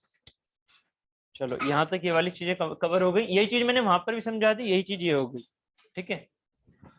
अब देखो, इसमें कुछ एक चीज, ये भी चीज लिखिएगा, मैंने आपको भेज, ये इसमें भी सेंड किया हुआ है। Stated disadvantage of the centreless grinding. Disadvantages क्या क्या है सेंटरलेस ग्राइंडिंग की। It does not grind concentrically with centres, ठीक है। एक तो ये प्रॉब्लम है इसमें कि ये जो चीज है, आपको इसको एक्सेल फीड देनी होती है, एक्सेल फीड देनी होती है। क्या अगर एक्सेल फीड दी जा रही है, रेगुलेटिंग व्हील ऐसे लगा हुआ है, एक्सेल फीड दी जा रही है, क्या इसे आप पकड़ पा रहे हो साइडों से, नहीं। अगर इसे साइडों से पकड़ लोगे तो बेस्ट ग्राइंडिंग होगी या नहीं। अगर इन चीजों को आपने अच्छे से पकड़ रखा है, ग्रिप कर रखा है, फिर घुमा रहे हो, तो क्या होगी, बेस्ट ग्राइंडिंग। बट कुछ ऐसे होल्स, कुछ ऐसे आपके वर्क पीस हैं जिनको आप नहीं पकड़ पाते, ठीक है। किसमें, मैग्नेटिक चक में भी आप पकड़ोगे तो जरूर उस चीज को। और मैग्नेटिक चक में आपके पास पहले सरफेस भी तो होनी चाहिए ना, जहां होल्ड नहीं कर सकते, जहां चीज को होल्ड नहीं कर सकते। मैग्नेटिक चक या इलेक्ट्रिकल चक, जो भी आप सोच रहे हो, या वैक्यूम क्रिएट कर लो, वो सारी की सारी चीजें उन चीजों को पकड़ रही हैं। चाहे वो इलेक्ट्रिकल से सोच रहे हो आप, मैग्नेटिक चक में क्या कर रहे हो, यहाँ पर मैग्नेटिज्म होनी चाहिए। मान लीजिए यहाँ पर मैग्नेटिज्म आ ही नहीं रही है, क्योंकि इस वाले में क्या है, प्लास्टिक का है ये, एग्जाम्पल के तौर पर। जो मतलब जो मटेरियल आपकी कंडक्टिव बहुत ज्यादा नहीं है, कि अपने वेट के बराबर वो वहां पर कंडक्टिव हो ही नहीं पा रहे हैं, ठीक है। तो ये जो आप माइंड में सोच रहे हो, ये हो सकता है किसी के लिए, हो सकता है पर्टिकुलर किसी डिवाइस के लिए हो सकता है किसी वर्क पीस के लिए ना हो, ठीक है। तो वो जो आप ये जो सोच रहे हो, वो आपका आंसर हो जाएगा, ठीक है। कि हाँ, मैग्नेटिक चक में आपने उसे पकड़ लिया, किसमें, बट उसे क्या बोलेंगे फिर, जिसको आपने पकड़ लिया वो फिर से क्या हो गई, सिलेंड्रिकल। वो फिर सेंटरलेस नहीं होगी, उसे सेंटरलेस नहीं बोलेंगे, क्योंकि आपने उसका सेंटर पकड़ लिया, उसे होल्ड कर लिया। चाहे वो मैग्नेटिक में होल्ड किया, चाहे वैक्यूम में होल्ड किया, चाहे आपने रियल में होल्ड किया। क्लियर है ना, सेंटर, वो तो सेंटर फुल हो गया। सेंटरलेस का मतलब क्या है, कि आपने उसे पकड़ा ही नहीं है, उसमें सिर्फ रोटेशन दिया, वो भी किन से, जुगाड़बाजी से, जो इधर उधर हमने व्हील्स लगाए हैं, ठीक है। सेंटरलेस का मतलब समझ रहे हो ना, सेंटरलेस का मतलब ये है कि आप उसे पकड़ ही नहीं पा रहे हो, ठीक है, आपने उसे पकड़ा ही नहीं है, ठीक है। नेक्स्ट क्या है, large diameter short workpiece are difficult to control in the process. देखो लार्ज डायमीटर, ठीक है, लार्ज डायमीटर शॉर्ट वर्कपीस क्या होंगे, जिस टाइम पर ये चीजें ऐसे जाएंगी, मतलब एक डिस्क है जो कि बहुत बड़ी मान लो आपने, डिस्क बहुत बड़ी मान ली, उसको इस कंडीशन में रखना बहुत मुश्किल है ना। अगर छोटी डाया की है, चाहे वो स्मॉल ही है, तो वो आराम से ग्रिप हो जाएगी, क्योंकि ग्रिप हम ऐसे नहीं कर सकते ना, पकड़ तो सकते नहीं है, पकड़ तो सकते नहीं है, जब ये घूमे तो ये भी घूम जाए, है ना, और ये भी घूम जाए, ठीक है। बट अगर ये लार्ज डायमीटर की है और स्मॉल लेंथ की है, तो ये ऑब्वियस है क्या हो जाएगी, गिर जाएगी, ये चीज गिर जाएगी या नहीं गिर जाएगी, समझ में आ भी रहा है या नहीं, ये चीज क्या हो जाएगी, ऐसे टिल्ट हो जाएगी, है ना। अगर ये लेंदी है और उस सरफेस पर आ रही है वर्क पीस के, तो क्या होगा, जो जो जो आपने ग्राइंडिंग व्हील लिया है, ग्राइंडिंग व्हील के सरफेस पर आ रही है और ये लार्ज डायमीटर की है, तो क्या, सॉरी लार्ज लेंथ की है, तो क्या होगा, ये चीज उसके ऊपर आ जाएगी, ग्रिप हो जाएगी, घूम जाएगी। बट अगर ये बहुत ही पतली डिस्क टाइप की है, तो उसे नहीं पकड़ पाओगे जब तक आप उसको रोकोगे नहीं हाथ से, ठीक है। तो ये भी इसमें क्या है प्रॉब्लम, कि आप लार्ज डायामीटर और शॉर्ट लेंथ के वर्कपीस को ग्रिप नहीं कर पाते हो इसमें, ठीक है, बिना सेंटर पकड़े उसका ग्रिप नहीं कर पाओगे, ठीक है, सिर्फ रेगुलेटिंग व्हील और ग्राइंडिंग व्हील से, समझ में आया, ठीक है। नेक्स्ट है, it may not improve workpiece perpendicularity, ठीक है, जो हमारे पास ये जो परपेंडिकुलरिटी वाला हिसाब है, उसको ये इंप्रूव नहीं कर पाती है, लाइक जैसे हम ये कंडीशन समझे क्या, कि ये जो चीज है, ये जो चीज है, ये परपेंडिकुलरिटी कब होती है इस एक्सिस की, जब ये बिल्कुल क्या होता, इस जोब के, मतलब सॉरी इस पर्टिकुलर रेगुलेटिंग व्हील के एंड वर्क पीस के, इसकी जो एक्सेस है, सॉरी ग्राइंडिंग व्हील के जो एक्सेस है, वो क्या होती, इस वाले प्लेन के हमेशा परपेंडिकुलर, जबकि ये परपेंडिकुलर अगर रखोगे, तो आपकी जो फीड है, आपकी जो फीड है वो वैसी नहीं आएगी जो आपको चाहिए। फीड के लिए आपको क्या करना पड़ेगा, इसको टिल्ट करना पड़ेगा। जैसे ही आपने इसे टिल्ट किया, ठीक है, तो जो इसके प्लेन की परपेंडिकुलरिटी है, वो इसकी एक्सेस के प्लेन से क्या हो गई है, टिल्ट हो गई है। बात क्लियर है, टिल्ट हो गई है, हमें वो चीज नहीं मिल रही है जो कि जनरली मिलनी चाहिए। क्या मिलनी चाहिए, जो इसका एक्सेस होना चाहिए और जिसमें ग्राइंडिंग होनी चाहिए, वो प्लेन हमेशा परपेंडिकुलर होने चाहिए, जिससे कि हमारा जो टिथ है ना, जो हमारे टिथ हैं, वो रियल में उसे उसी जगह पर काटे। जबकि अब ये चीज अगर ऐसे टिल्ट होगी और जो हमारी एक्सेस है वो ऐसे जाने लग गई, अब तो क्या होगा, जो ग्राइंडिंग व्हील से रिलेटेड हमारे जो टिथ है ना, वो उसे ऐसे स्लेंट टाइप से काट रहे हैं, तिरछे काट रहे हैं, ठीक है। तो वो जो चीज है वो आपकी इसमें आती है, मतलब इसमें उसके ड्रॉबैक। बात क्लियर है ना, ये इसमें ड्रॉबैक है। अगर ये पूरा ऐसे होता तो फिर वो सही रहता, जबकि इसमें क्या है, वो ड्रॉबैक है, सिलेंड्रिकल होता तो, मतलब परपेंडिकुलर होता तो, ठीक है। यही आपके वो फीडिंग सिस्टम जो अभी मैं समझा भी रहा था आपको, ये वही फीडिंग सिस्टम है कि आपने टिल्ट किया तो ये आगे की तरफ जाएगा, ठीक है। तो ये हमारी फीडिंग सिस्टम, ठीक है। उसके बाद हो जाते हैं tool end cutter grinder. Tool end cutter grinder क्या होते हैं, जो ये ग्राइंडिंग आपने समझी है ना, बस इसमें क्या होगा, देखो यहाँ पर इसमें ये वाला जो लिखा हुआ है ना, ये क्या है हमारे पास, ये है देखो ऐसे, ये क्या है हमारे पास, टूल, ये टूल है जो ग्रीन वाला दिखा रखा है, इसको देखोगे तो यहाँ पर दिख जाएगा, ये दिखा, ठीक है। तो ये जो यहाँ पर टूल लगा रखा है आपने, कोई सा भी टूल है, मान लीजिए ड्रिल टूल है, ड्रिल का एंड वाला जो है ना वो खराब हो गया, टिप खराब हो गई, ड्रिल की एंड वाली टिप खराब हो गई, उसे क्या करना है, ग्राइंड करना है। तो कैसे ग्राइंड करोगे, कैसे ग्राइंड करोगे, यही तो कह रहा हूँ, मान लीजिए वो खराब, खराब का मतलब वो शार्प नहीं रही, अरे यार शार्पनेस क्या हो गई उसकी, खराब हो गई, ऐसे होती है ना एंड ड्रिल, ड्रिल टूल, भूल गया जी, ड्रिल टूल एंड हो गई, एंड ये हो गई चिप हो गई, मान लीजिए बहुत वर्किंग करने के बाद क्या हो गई, डल हो गई, उनको क्या करना है आपको, सरफेस इनको स्मूथ करना है, मतलब शार्प करना है, शार्प करना है, ठीक है। तो आपको याद होगा उसमें एक रेक सरफेस था, एक पीछे लैंड सरफेस था, तो आप इसको जो रेक सरफेस है उस साइड से क्या करोगे, अगर यहाँ पर मैं इसकी सरफेस को स्मूथ करना चाहूँ, तो ग्राइंडिंग जो होगी वो यहीं पर तो होगी, इस जगह, है ना। तो यहाँ जो ये ग्राइंडिंग व्हील होते हैं ना, ये आपके वो नहीं है, कौन से वाले, जो बिल्कुल वैसे वाले थे, कौन से वाले, कि ये सिलेंड्रिकल एकदम ऐसे वाले, ऐसे वाले नहीं है, एकदम ऐसे वाले। यहाँ पर क्या है, एक वेवी शेप है, ठीक है। जो ये है ना ग्राइंडिंग व्हील, जो कटिंग टूल को शार्प करने के लिए यूज होंगे, इनमें क्या होगा, वेवी शेप होगा, वेवीनेस, वेवीनेस होगी इनमें, ठीक है ना। हाँ, तो वही ना, वेवीनेस है इसमें। ये कटिंग जो टूल है ना, मतलब जो वर्क पीस, जो आपके पास ग्राइंडिंग व्हील है, वो ग्राइंडिंग व्हील यहाँ पर आपके ऐसे वाले नहीं है। यहाँ ग्राइंडिंग व्हील इस तरह के हैं जिसमें जो टूल की जो हम वो लेके जा रहे हैं, टिप लेके जा रहे हैं, वो उसी शेप की बन जाए आराम से। वेवी शेप से है, ठीक है। तो यहाँ पर जो ये मैं ये बोल रहा हूँ रे, ठीक है, ये जो चीज है ये आपकी इसमें अंदर जाएगी, ठीक है। जैसे ही वो शेप जाएगी, ये तो रोटेट कर रहा है। क्या रोटेट कर रहा है? टूल। टूल रोटेट, सॉरी क्या कह रहा हूँ, वर्क पीस रोटेट कर रहा है। जो वर्क पीस कौन सा वाला? वर्क पीस खुद में एक टूल है। वर्क पीस क्या है? खुद में एक टूल है, क्योंकि हम टूल को ही तो रिग्राइंड कर रहे हैं। टूल को रीग्राइंड, रीग्राइंड मतलब जब वो टूल ड्रिलिंग में लगा हुआ था, ठीक है, कौन सा वाला? ग्राइंडिंग व्हील नहीं, जब वो टूल, कौन सा वाला टूल? जो ड्रिल टूल था, वो जो उसमें लगा हुआ था, तो वो टूल ही तो कहलाएगा। तो ये टूल जो मैं यहाँ लेके आया, ये क्या है? यहाँ पर रुका हुआ, ये टूल यहाँ रुका हुआ है। ग्राइंडिंग व्हील क्या चल रहा है? ऐसे। ये क्या करेगा? इस वाली शेप को शार्प, है ना, इस वाले शेप को क्या करेगा? शार्प। क्योंकि यहाँ पर ये जो शेप है ये ऐसी नहीं है एकदम, ये कैसी है? ऐसी, लाइक कप टाइप, लाइक कटोरी टाइप, ठीक है। समझ में आ रहा है? कुछ अंदर की तरफ, जिससे कि आप जैसा एंगल लेके जाना चाहो, इस वाले इसमें जैसा एंगल लेके जाना चाहो, आप उसको थोड़ा थोड़ा थोड़ा थोड़ा टच करके उसको वहीं पर उसे स्मूथ करते रहो। बात क्लियर है ना? ठीक है। नहीं समझ में आ रहा? क्योंकि ये वाला जो है ना, ये शार्प एज मिलेगी ना यहाँ पर इसकी, ऐसे। क्लियर है? आप इसको आराम से उसी हिसाब से एंगल टिल्ट करवा के और कर सकते हो, क्योंकि जगह मिल गई है ना अंदर। कैंची आपके ऊपर से हो जाती है, ठीक है। समझे नहीं हो?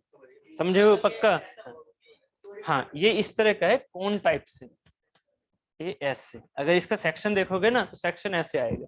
अब इसमें क्या होगा कि आप, अगर आपके पास ऐसे टूल की यहाँ पर ऐसे शार्प कर लिया, इस वाली एज से हो गया, इस टूल को आपने थोड़ा टिल्ट कर लिया, ऐसे शार्प, ऐसे शेप कर दिया, ठीक है, वो अंदर वाले से थोड़ा सा हो जाएगा।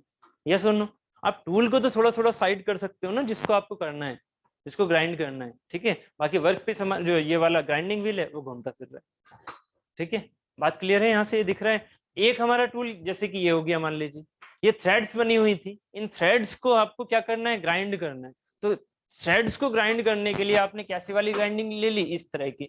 तो इसका जो शेप है ना, जो इसका एंगल आपने टिल्ट कर रखा है ग्राइंडिंग का, वो बिल्कुल इनकी थ्रेड के हिसाब से। तो ये जो सरफेस है, ये हमारी इस वाली ग्राइंडिंग व्हील से हो जाएंगी। तो अब इस ग्राइंडिंग व्हील में सिर्फ और सिर्फ क्या, ये सामने वाली पेरिफेरली ग्राइंडिंग होगी? नहीं, ये वाली भी तो होगी, जो नॉर्मली आप सोच रहे थे उस टाइम, है ना। जो ये शेप होंगी, उन शेप के हिसाब से ये पूरा अंदर वाला सरफेस ना पूरा प्रोफाइलिंग होगा एक तरह से। तो ये जो प्रोफाइल है ना अंदर की, वो इस ग्राइंडिंग व्हील पे मिलेगी आप, ठीक है। जैसी जैसी आपको प्रोफाइल चाहिए। अगर मान लीजिए गियर है, गियर की प्रोफाइल को आपको बिल्कुल करना है, तो यहाँ कह दोगे आप गियर का प्रोफाइल दोगे इस ग्राइंडिंग व्हील को बनाते हुए। अलग अलग होंगी। ये जो चीजें होती है ना, ये मास प्रोडक्शन के लिए यूज होती है, ठीक है, जब हमें मास प्रोडक्शन करना होता है चीजों का, ठीक है। आपको पहले से ही बना के रखना होता है। लाइक ये देखना, मान लीजिए यहाँ पर ये वाला है, आपके पास कोई वर्क पीस बनाना है, ऐसा कोई वर्क पीस बनाना है, तो ग्राइंडिंग व्हील को कैसा बनाना पड़ेगा? बिल्कुल इसके स्टेप के बराबर। समझ रहे हो? तो ये चीजें क्या है? मास प्रोडक्शन के लिए आपने जैसी शेप चाहिए ना मास प्रोडक्शन में, वैसी ही शेप का आपने एक व्हील बना लिया और उससे बार बार बार बार बार बार ग्राइंडिंग करने लग गए, ठीक है। तो ये चीज थोड़ी थोड़ी क्लियर है, ठीक है। Next, creep feed grinding. Creep feed grinding में क्या होता है, थोड़ा इसको एक बार में समझना, क्योंकि ये एक बार का ही प्रोसेस होता है। क्या? जैसे आपने ये लिया, मान लीजिए जैसे कि ये वाला फिगर है, ठीक है। आपको क्या करना है? यहां से स्टार्ट किया, यहां से, और यहां पहुंचे। आपको इसमें बार बार इस वाले पार्ट को, आपके माइंड में क्या चलेगा? ये तो टूल तो घूम रहा है, मतलब आपका ग्राइंडिंग व्हील तो घूम रहा है तेजी से। इसको क्या करोगे? ऐसे लेके आओगे, फिर इधर आओगे, ऐसे लेके जाओगे, फिर इधर लेके आओगे। क्रीप फीड ग्राइंडिंग में ये प्रोसेस नहीं होता। क्रीप फीड ग्राइंडिंग में, सुन लेना मेरी बात को, बस क्वेश्चन यही रहेगा क्रीप फीड ग्राइंडिंग का। क्रीप फीड ग्राइंडिंग में सिर्फ और सिर्फ एक बार वर्क पीस को फीड दी जाती है बस, और उस पूरी वर्क पीस को एक बार की फीड में ही सारा मटेरियल रिमूव हो जाता है जितना आपको करना है।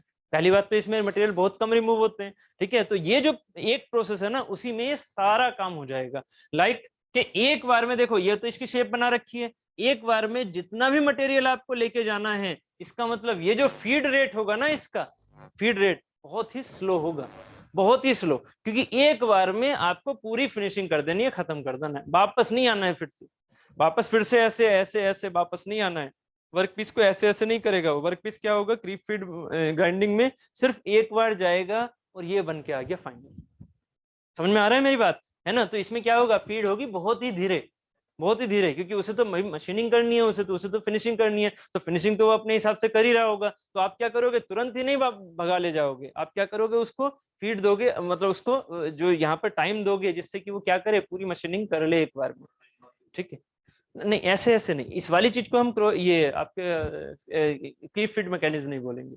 ठीक है, जो हमारे पास में ये है ये फीड मैकेनिज्म, ये वाला जो कहलाता है, वो सिर्फ और सिर्फ एक पार्ट एक बार में जाने के बाद ही कंप्लीट हो जाना चाहिए। बार बार अगर दोगे तो वो हमारी फिर से सरफेस ग्राइंडिंग होगी, सिंपल वाली, बार बार नहीं देनी है।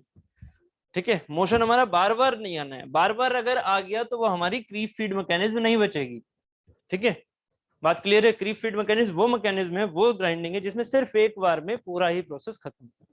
ठीक है, और ये फीड होगी बहुत ही स्लो, बस इसमें एक ही बार देनी है, और ये फीड बहुत ही स्लो होगी। ठीक है, ये फीड बहुत ही स्लो होगी, एक बार में पूरी मशीनिंग खत्म।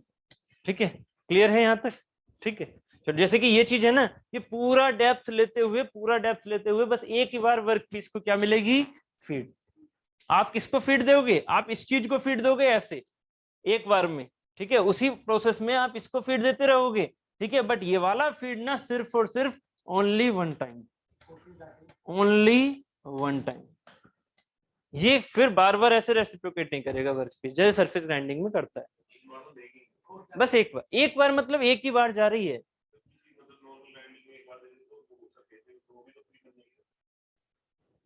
आउटकम क्या है सरफेस ग्राइंडिंग का? बस पूरा आना भी तो चाहिए। अगर पूरा आ रहा है तो वो क्रीप है, अगर पूरा आ रहा है तो। बट पूरा क्यों आएगा अगर हम सरफेस ग्राइंडिंग कर रहे हैं तो? सोच रहे हो, सरफेस ग्राइंडिंग अगर मैं उसे कह रहा हूं तो वो पूरा क्यों आएगा? आपने एक बार में इतनी थिकनेस निकाली ना, और ये थिकनेस बहुत ही माइन्यूट होती है, बहुत माइन्यूट। आपकी ये थिकनेस क्या 5 mm की नहीं है? आपको 5 mm के हिसाब से अगर क्रीपिंग करवानी है तो आपको यहाँ पर फीड बहुत धीरे देनी होगी, जबकि यहाँ पर सिर्फ और सिर्फ कितना निकल रहा है, माइक्रोन में, माइक्रोमीटर में। तो माइक्रोमीटर में क्या होगा, माइक्रोमीटर में अगर निकल रहा है तो एक बार गया, फिर वापस आएगा, फिर जाएगा, फिर वापस आएगा, फिर जाएगा, फिर वापस आएगा। इसे सिंपली हम सरफेस ग्राइंडिंग में फीड बोलेंगे। ठीक है, बट क्रीप फीड सिर्फ और सिर्फ तब होगी जब उसकी हम सिर्फ एक बार में कंप्लीट हो जाए, वो क्रीप फीड कहलाएगी, वो स्लो फीड होगी। ठीक है, हाँ बोलो। फोर्स किसमें, क्रीप फीड में ज्यादा होगा, क्रीप फीड में फोर्स ज्यादा होगा ऑब्वियस है। ठीक है, क्योंकि इसमें क्या है, इसमें चिप है बहुत छोटी। किसमें, जो हमारी सरफेस ग्राइंडिंग है, बार बार जो आ रही है ना, उसमें चिप बहुत छोटी है, थिकनेस उनकी बहुत कम है, डेप्थ ऑफ कट बहुत कम है। ठीक है, चिप इतनी बड़ी नहीं होगी कि मेटल कट हो गया। मैंने क्या बोला कि चिप हमारे पास क्या हो रहा है, नीचे की तरफ जा रही है। जो हमारे पास वर्क पीस, जो व्हील है ना, व्हील हमारा नीचे की तरफ फीड कर रहा है।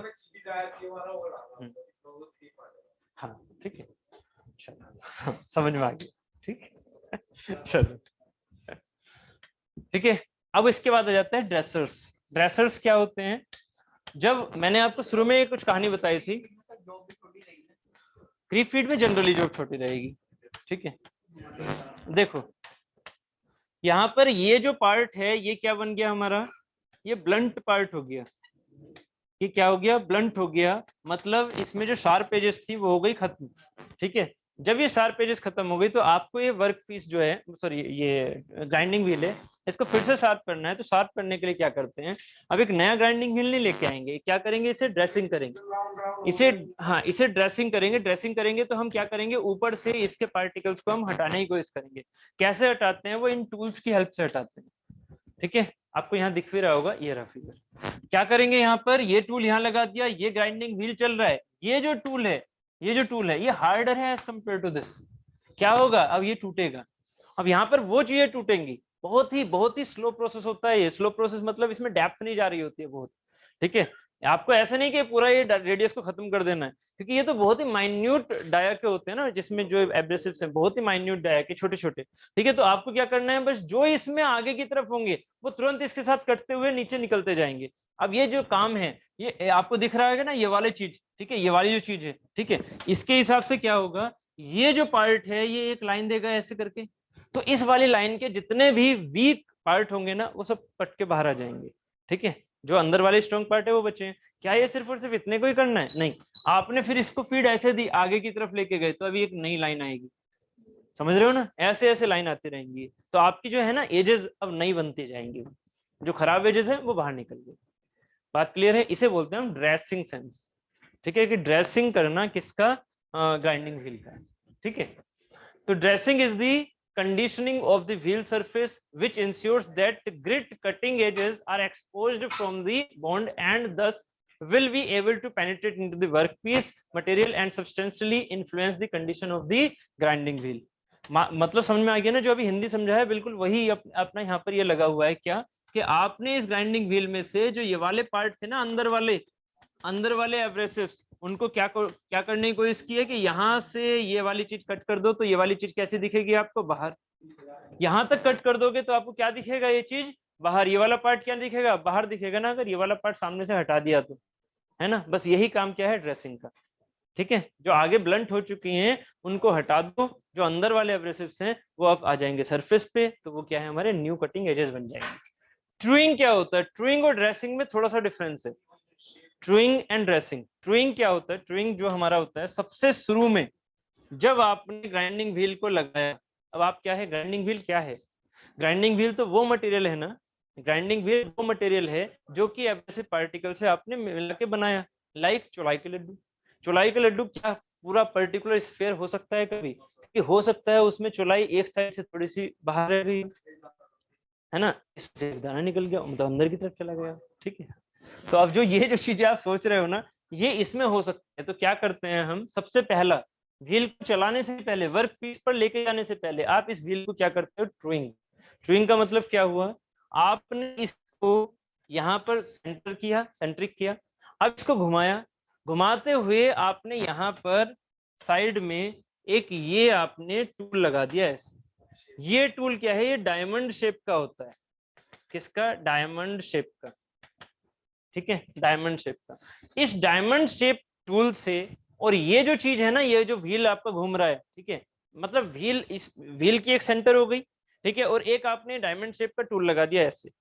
अब जो मेरा व्हील घूम रहा है इसे बोलते हैं, अभी वर्कपीस पर लगाया भी नहीं था, अब तो पहले आप क्या कर रहे हो, उसकी सेंट्रिसिटी चेक। सेंट्रिसिटी चेक करने का मतलब क्या, कि कहीं मेरा ग्राइंडिंग व्हील ऐसा तो नहीं है, हाँ, कहीं मेरा ग्राइंडिंग व्हील ऐसा तो नहीं, अगर ये ऐसा होगा तो मेरे वर्कपीस को खराब कर देगा, है ना। तो इसको चेक करने के लिए आप सबसे पहले क्या करते हो, ट्रूइंग।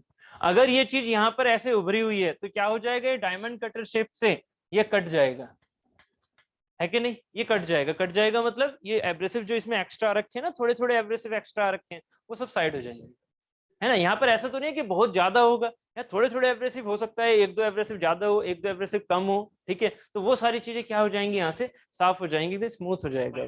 इसे हम क्या बोलते हैं, कंसेंट्रिसिटी करना, माइक्रोन्स में, हाँ ऑब्वियस है, कंसेंट्रिसिटी करना। ये क्या है, शुरू में व्हील का एकदम कंसेंट्रिसिटी करना, जिससे कि वो वर्कपीस पर अच्छे से ऑपरेट हो सके, वो प्रोसेस है ट्रूइंग। तो अब आप कहोगे सर ट्रूइंग और ड्रेसिंग में अंतर क्या है, समझ में आ रहा है, ट्रूइंग और ड्रेसिंग में अंतर क्या है, ट्रूइंग में भी यही काम हो रहा है, ठीक है, ऑपरेशन के बाद में जब हमारी शार्प एजेस ब्लंट हो गई हैं, तब हमें फिर से उस व्हील को रीयूज करना है, तो रीयूज करने के लिए तो हम ड्रेसिंग करेंगे। ट्रूइंग क्या है, इस पर्टिकुलर टूल को, इस व्हील को जब आपको ऑपरेशन में लेके ही जाना है सबसे शुरू में, तो आपको पहले ये देखना होगा कि वो कंसेंट्रिक हैवी व्हील या नहीं, तो उसको हम कहेंगे ट्रूइंग। इसे आप हाँ एक तरह से टेस्ट मान सकते हो, ठीक है। चलो, ग्लेजिंग। ग्लेजिंग क्या होता है, glazing of the wheel is not, देखो इन दो में कंफ्यूजन होती है, ड्रेसिंग एंड ट्रूइंग में ये दोनों एक जैसी चीजें होती हैं, ठीक है, काम तो वही हो रहा है। यहाँ पर भी एक तरह से अदर टूल लगा रखा है, किसके ऊपर, इस व्हील के ऊपर, है ना, और इसमें भी ऐसा ही कुछ था, ये टूल के ऊपर मतलब इस व्हील के ऊपर एक अलग टूल लगा रखा था। दोनों का प्रोसेस देखने में एक जैसा लगता है, बट दोनों में डिफरेंस है। ऐसे ही ग्लेजिंग होता है एंड लोडिंग होता है, दो वर्ड यहाँ पर आते हैं, ग्लेजिंग एंड नेक्स्ट स्लाइड में लोडिंग, ठीक है। तो ग्लेजिंग क्या है, glazing of the wheel is nothing but the abrasive particle getting blunt. ये क्या है, ये है वो चीज जब मैंने कहा ना आपको कि ड्रेसिंग, अब देखो ड्रेसिंग सिर्फ और सिर्फ इसी के लिए यूज नहीं होगी, अभी ड्रेसिंग किसी और चीज के लिए यूज होगी, जो आगे वर्ड है लोडिंग, अभी मैं उसको लिए समझाऊंगा। पहले ये चीज समझो, व्हील का खराब होना दो चीजों पर डिपेंड करेगा। व्हील का खराब होना, जो इसकी एजेस है ना एब्रेसिव की, वो क्या हो जाए, वो हो जाए ब्लंट, ये एजेस क्या हो जाए खराब, ये कैसा बन जाए, राउंड शेप, ऐसे ऐसे हो जाए। ये समझ में आ रहा है कुछ? ये जो एब्रेसिव्स हैं वो राउंड शेप बन गए। अगर ये राउंड शेप बन गए तो इसे क्या बोलते हैं? इसे बोलते हैं, इस कंडीशन को बोलते हैं ग्लेजिंग। जब हमारे जो एब्रेसिव्स हैं उनकी जो कटिंग एजेस हैं वो हो गई हैं ब्लंट, तो इसे हम क्या बोलते हैं? ग्लेजिंग हो जाना उस व्हील का। इस ग्लेजिंग को भी किससे सही करोगे? ट्रूइंग से, ड्रेसिंग से। ड्रेसिंग से करोगे, आप क्या करोगे, ये जो पार्टिकल हैं जिनकी ये राउंड शेप हो गई ये बाहर निकल जाएंगे, और जो अंदर वाले पार्टिकल हैं वो आ जाएंगे सरफेस के हिसाब से। ठीक है, तो ये जो चीज है गलत बात है यार, तो ये ऐसे नहीं होगा। हाँ, ग्लेजिंग मतलब वो कंडीशन है जिसके लिए हम ड्रेसिंग यूज कर रहे थे। ठीक है, तो ये ग्लेजिंग हो गई, शार्प एजेस का खराब हो जाना, राउंड हो जाना, है ना, शार्प एजेस का ब्लंट हो जाना, वो हाँ ये टूल वियर हो गया, बट टूल वियर पूरा नहीं है, मतलब सिर्फ और सिर्फ पेरीफेरी वाला है। ठीक है, तो ये जो टूल वियर हुआ है इस कंडीशन को हम बोलते हैं ग्लेजिंग। बट ये ग्लेजिंग हमारी हटाई जा सकती है किससे? ड्रेसिंग से। आपने ड्रेसिंग किया, उस कंडीशन को ग्लेजिंग बोलेंगे। ठीक है, पकड़ लिया वो। ठीक है, उस कंडीशन को बोलते हैं ग्लेजिंग। ठीक है, चलो, क्योंकि ये चीज छूट गई थी आपसे ना, बातों में लग गए थे। चलो, ग्लेजिंग हो गया। ठीक है, नेक्स्ट है, हाँ, कंडीशन है जो ये ब्लंट सरफेस हो जाना है। ठीक है, किसी वर्क पीस के साथ में उसको जब ग्राइंड कर रहे थे तो उसके बाद में जो उसकी सरफेस का खराब हो जाना वो ग्लेजिंग कहलाता है। बट लोडिंग या क्लोगिंग क्या होती है? हाँ जी, ठीक है, अब देखना, लोडिंग एंड क्लोगिंग, इसका मतलब क्या होता है? लोडिंग या क्लोगिंग, ये जो आपने सरफेस देखी, कौन सी वाली, इस पर ध्यान देना, ये जो मैं फिगर बना रहा हूं, ऐसे ही एब्रेसिव पार्टिकल है, ये कोई मिलिंग कटर नहीं है, एब्रेसिव पार्टिकल दिखा रहा हूं छोटे छोटे बाहर निकले हुए। आपने अगर लोडिंग या क्लोगिंग ज्यादा कहां होगी, आपने अगर एक डक्टाइल मटेरियल लिया, ये नीचे कैसा है, डक्टाइल मटेरियल, इस डक्टाइल मटेरियल को क्या कर रहे हो आप, फिनिश कर रहे हो इसकी हेल्प से। डक्टाइल मटेरियल में क्या होती है? चिप्स होती हैं, चिप्स होती हैं, और कंटिन्यूस चिप्स निकलने की कोशिश करेंगे, मतलब लेंथी चिप्स होंगी, कहाँ जाएंगे वो, इसका जो शेप है ना उसमें बढ़ जाएंगी, इनका जो गैप है ना उसमें बढ़ जाएंगे। फिर से गड़बड़ कर दिया। ठीक है, आयशा जी बहुत गलत बात है, जब कॉन्सेप्ट चल रहा हो तब तो सुन लिया करो। ये जो चीजें है ये क्या होंगी, ये आपकी चिप्स से भर जाएंगी। या सुनो, किससे जनरली चांस है क्लॉगिंग होने के? जो डक्टाइल मटेरियल होते हैं उनसे। ठीक है, क्योंकि उनमें चिप हमारी कंटिन्यूस निकलने की कोशिश करेगी। कंटिन्यूस का मतलब ये नहीं है कि कंटिन्यूस निकलेगी ही, लेंथी निकलेगी एज कम्पेयर टू ब्रिटल। क्यों? क्योंकि इसमें कंटिन्यूस आ ही नहीं सकती। क्यों नहीं आ सकती? क्योंकि अगला टूल फिर से आ गया, अगला टूल फिर से आ गया, है ना, तो टूटेगी तो। बट हाँ, डक्टाइल मटेरियल की जो चिप होगी वो थोड़ी लेंथी होगी, और वो कहाँ जाएगी, वो इसके गैप में को फंस जाएगी। जैसे ही ये क्लॉगिंग, जैसे ही ये हम इसके अंदर को फंस जाएगी, जैसे ही फंस जाएगी, तो अब देखना क्या हुआ, ये जो फंस गया ना तो ये तो इसके साथ हो गया ना, तो अब देखो ये फिगर कैसा बन के आ गया। शार्प तो तब होती है ना जब ये नीचे तक आप पढ़ते इस चीज को। अब क्या पढ़ोगे इस वाले के साथ में ऐसे, तो इसकी सरफेस देख रहे हो कैसी बनती जा रही है, राउंड टाइप।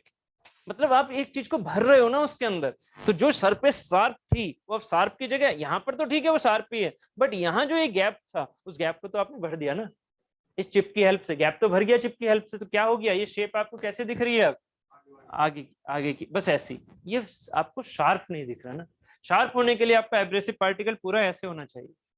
ये सुन, ये आपको ऐसे दिख रहा है, तो अब जो अगली फिनिशिंग करेगा, ये अगली फिनिशिंग में तो जो एब्रेसिव रियल में ऐसा है, बट यहाँ तो क्या भर गया है, यहाँ क्या भर गया है, चिप। यहाँ पर क्या भर गया है, इस गैप में, इस गैप में भर गया है चिप। ठीक है, तो इस वाली एज से कितना कटेगा अगली बार में सिर्फ इतना सा, है ना, यहाँ तो चिप पहले से भरा पड़ा है।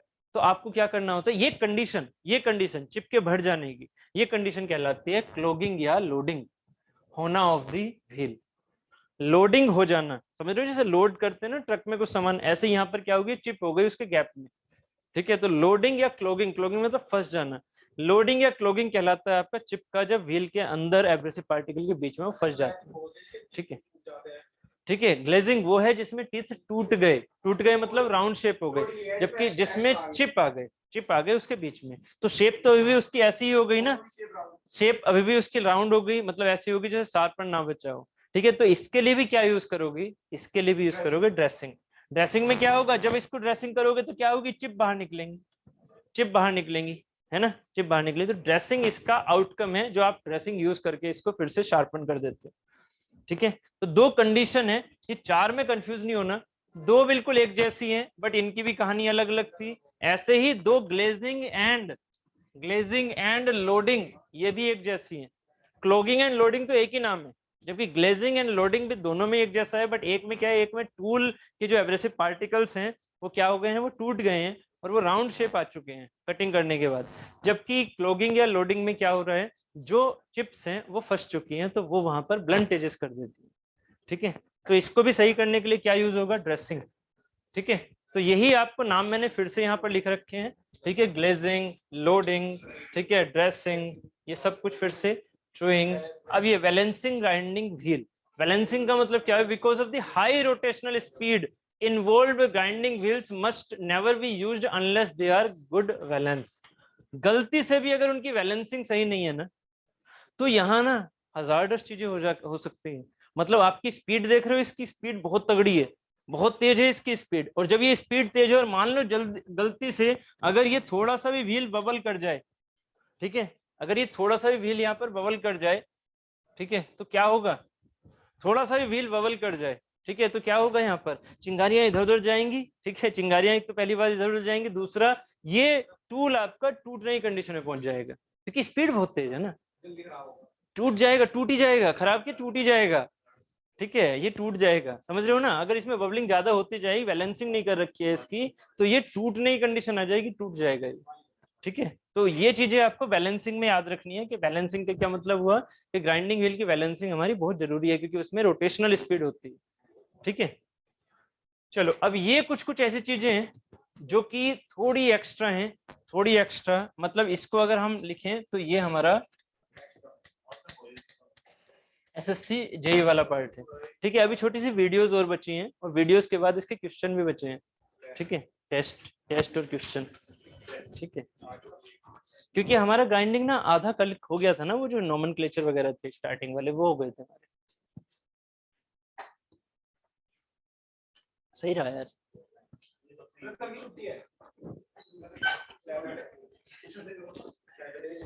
एक्चुअली यार ऑब्वियस है कि मुझे थोड़ी छुट्टी आपकी करनी भी थी। ठीक है, बट मैं कर इसलिए नहीं रहा हूँ, मैं कल की छुट्टी करना चाह रहा था, बट मैं कल इसलिए नहीं कर रहा हूँ क्योंकि मैं कल ना आपको जितने भी मशीन टूल्स की एक्स्ट्रा चीजें बची हैं, ये एक तरह से यूपीपीएससी जेई के हिसाब से हमारा हो गया है कंप्लीट। उसमें सिर्फ ब्रांडिंग तक लिखा हुआ है, उसमें ब्रोचिंग नहीं लिखा हुआ। हाँ, जिक्स एंड फिक्सर वो चीज मतलब अलग में रखता हूँ मैं, वो चीजें मतलब इसमें मशीन टूल्स में नहीं रखता, वो चीजें आपकी वर्क होल्डिंग डिवाइसेस होती है ना, तो उन चीजों को मैं लास्ट में रखूंगा, जिक्स एंड फिक्सर्स को। बट जो मेरी मशीन टूल्स वाला पार्ट है ना, वो एक तरह से हो गया है खत्म। बट क्या होता है मशीन टूल्स में, हाँ मशीन टूल्स, मैन्युफैक्चरिंग नहीं अब्दुल जी, इतना खुश मत हो जाओ। अच्छा, ठीक है, प्रोडक्शन का, हाँ सही है, प्रोडक्शन नहीं है, मशीन टूल्स है, उसके 3 पैराग्राफ है भाई, जिसमें से एक पैराग्राफ खत्म हुआ है। ठीक है, हाँ सब्जेक्ट खत्म नहीं हुआ, प्रोडक्शन तो अभी चल रहा है। ठीक है, अभी जो है अभी जो पार्टी पर ध्यान है। अब देखो जो इसमें बचा हुआ है ना छोटा सा पार्ट, जो मेरे हिसाब से उन्होंने भले से लिखा हुआ नहीं है, बट हाँ हो सकता है वो कल वो एक क्वेश्चन गलती से उसमें से आ गया तो फिर फंसोगे। इतनी मेहनत कर ली है तो बस कल का दिन और दे दो। ठीक है, कल में हम क्या क्या यूज करेंगे, लाइक गियर शेपिंग। ठीक है, गियर शेपिंग, होबिंग। ठीक है, होबिंग जैसे गियर को बनाने की जो अलग अलग टेक्निक्स है ना, वो चीजें, बट उनको मैं ऐसा नहीं है कि बहुत डेप्थ में बता रहा हूँ या उनके मैं टाइप बता रहा हूँ, मशीन के कौन कौन से टाइप होते हैं, वो कुछ नहीं। सिर्फ क्या बताऊंगा, प्रोसेस, उसका प्रोसेस क्या होता है, उसको फिगर से या वीडियो से और इस तरह से मैं यहाँ आपके super finishing process, super finishing process कौन से हैं, super finishing, super finishing, lapping, honing and burnishing. ठीक है, ये जो चीजें हैं ना, ये आपके यहाँ पर सेकेंड पैराग्राफ में ना लिख के उन्होंने लिखी है सबसे नीचे जाके। ठीक है, क्या चीज, हाँ उसके बहुत छोटे छोटे पार्टिकल्स होते हैं ना उसमें जब निकलते हैं वो। ठीक है, जैसे ब्रोचिंग में होता है वैसे ही उसमें। अभी जो हम यहाँ पर ये करेंगे ना, लैपिंग, होनिंग, वर्निशिंग, ये आपके सुपर फिनिशिंग है। इन्होंने ये लिख रखा है सबसे लास्ट में, लास्ट में मतलब जो तीसरे पैराग्राफ के, क्या अपने प्रोडक्शन के सिलेबस के सबसे लास्ट वाली लाइन पढ़ोगे ना, उसमें ये 3 चीजें दे रखी है। तो मैं ये सारी चीजें मशीन टूल में ही खत्म कर रहा हूँ। ठीक है। तो जो नीचे वाला पार्ट है वो भी कंप्लीट हो जाएगा, उसका कुछ पार्ट यहाँ पर कंप्लीट हो जाएगा। ठीक है। और दूसरा जितनी भी मेरी और चीजें हैं लाइक गियर शेपिंग, होबिंग, ये सब चीजें मैं कल आपको कंप्लीट करा दूंगा। छोटी छोटी चीजें हैं और ये कंप्लीट हो जाएगी। जिक्स एंड फिक्सर अभी वो वर्क होल्डिंग में आ जाएंगे। नहीं छूटेगा नहीं, टेंशन मत लो, छूटेगा नहीं। अभी प्रोडक्शन इतनी छोटी सी नहीं बची है, प्रोडक्शन भी बहुत सारी है। ठीक है। क्योंकि मैं जिक्स एंड फिक्सर आपको समझाना चाहूंगा सीएनसी के टाइम पे। ठीक है। वहां पर थोड़े से ज्यादा होते हैं ना वो, इसलिए। इसके बाद मैं पहले करूंगा कास्टिंग वेल्डिंग, मतलब पहला वाला पैराग्राफ। पहला वाला पैराग्राफ सेकंड पहले करवाया, अब करेंगे पहला वाला पैराग्राफ।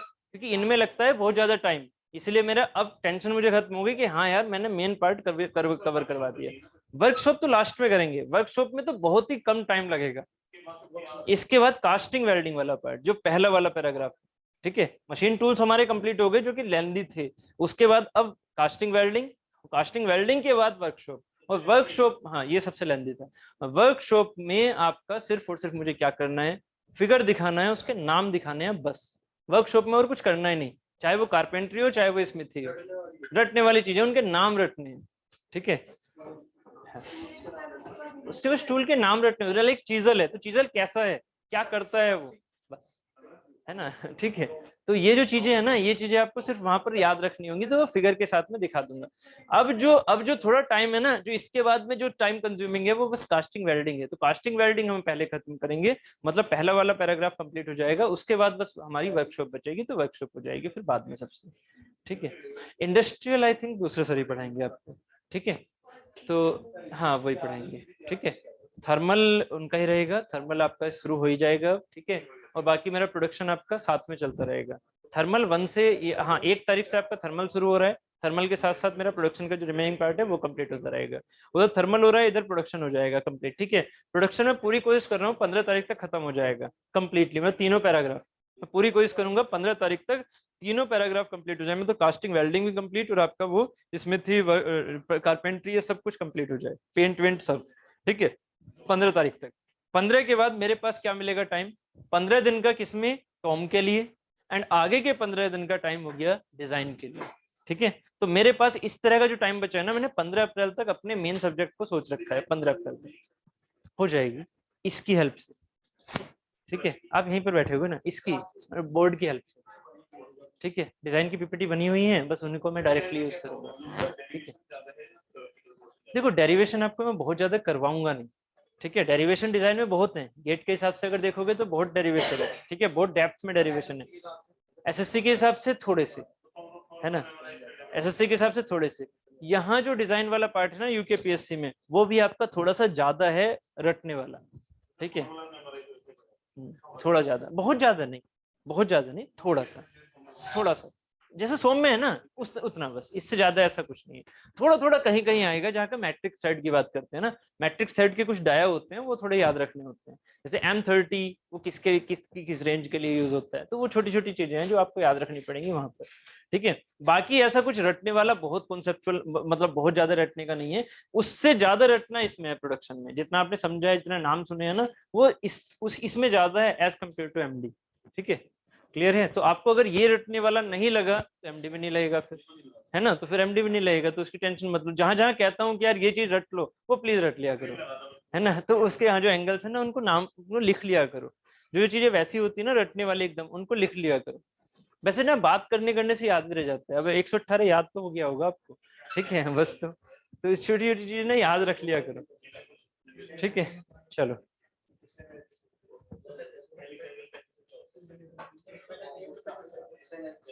चलो अब ये छोटे छोटे टर्म ना, सुनो सुनो सुनो सुनो, ये मैं छोटी आपको स्लाइड समझा दूं, इसके बाद मैं एक जी रेशो और समझा दूं आपको। जी रेशो कंप्लीट करते ही आपका ये ग्राइंडिंग वाला सब्जेक्ट कंप्लीट हो जाएगा, ग्राइंडिंग वाला पार्ट। उसके बाद थोड़ा 15-20 मिनट का आप रेस्ट ले लो। ठीक है। और उसके बाद हम टेस्ट ले लेंगे वो, है ना, ग्राइंडिंग व्हील का। और नहीं तो फिर एक काम कर सकते हो, एक्चुअली मुझे भी टेस्ट को बनाना है, मैं आपको जो स्टार्टिंग में ना उसमें भी टाइम लगा। या फिर एक काम करते हो, कल सुबह आके आप टेस्ट दे दो, कल सुबह आके आप टेस्ट दे दो।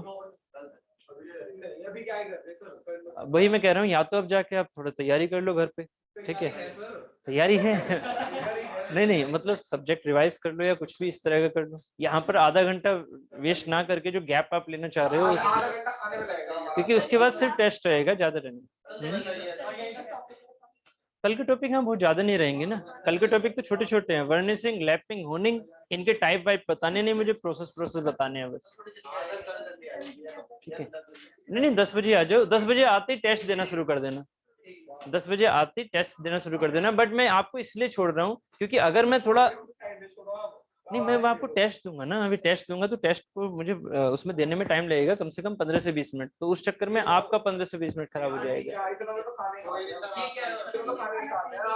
खाना खा के फिर आओगे तो ज्यादा लंबी नहीं चलेगी, नहीं आपकी तो है ना, कल का ज्यादा बेटर रहेगा। अब आपका जो 15-20 मिनट आपका मैं खराब करूंगा ना, वो कम से कम आप घर जाके रिवाइज तो कर लोगे। ठीक है,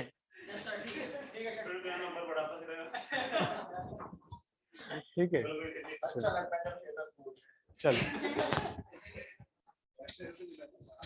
चलो अब इस चीज को कंप्लीट कर लेते हैं फिर। The specific energy requirement in the grinding, है ना, नहीं नहीं बस ये कंप्लीट हो जाएगा ना, इसके बाद आप घर ही चले जाओ। ठीक है, इसके बाद घर चले जाओ। घर जाने का मतलब ये नहीं है कि आज सिर्फ 3 घंटे क्लास हो गई तो छोड़ दिया, ऐसे नहीं है। मतलब मेरा ये है कि आपका जो ये टाइम खराब होगा ना अभी जस्ट, क्योंकि मैं आपको टेस्ट दूंगा तो मुझे कम से कम 20 मिनट लगेंगे अभी जस्ट। ठीक है, वहां पर जाके तो 20 मिनट लगेंगे, तो वो 20 मिनट लोगे, चाहे तो आप खाना खा के आओगे, जब खाना खा के आ जाओगे तो चाहोगे कि यार कम से कम 2 घंटे और बैठे। खाना खाने के बाद एक हैबिट हो जाती है कि यार 2 घंटे और बैठना है, 2 घंटे की क्लास ही नहीं बची है, सिर्फ टेस्ट दे के उनका सोल्यूशन तो देखना है। ठीक है, तो वो मैं सोच रहा हूँ कि वो हम कल ही कर लें। ठीक है, कल की छुट्टी नहीं करनी है, आज की छुट्टी कर रहा हूँ ना, इसी चक्कर में आपको जल्दी छोड़ रहा हूँ। ठीक है, संडे छुट्टी है, संडे छुट्टी घर क्यों।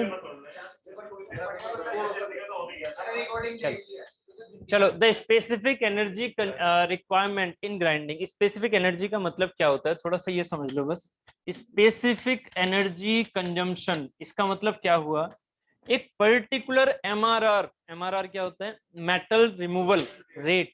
तो अगर मैं आपको मेटल रिमूवल की बात करूं कि मुझे ज्यादा मेटल रिमूव करवाना है, एनर्जी क्या देनी है, कम। अगर कम एनर्जी देके मेटल रिमूव ज्यादा हो जाए तो एनर्जी कंजम्पशन क्या हुआ, कम।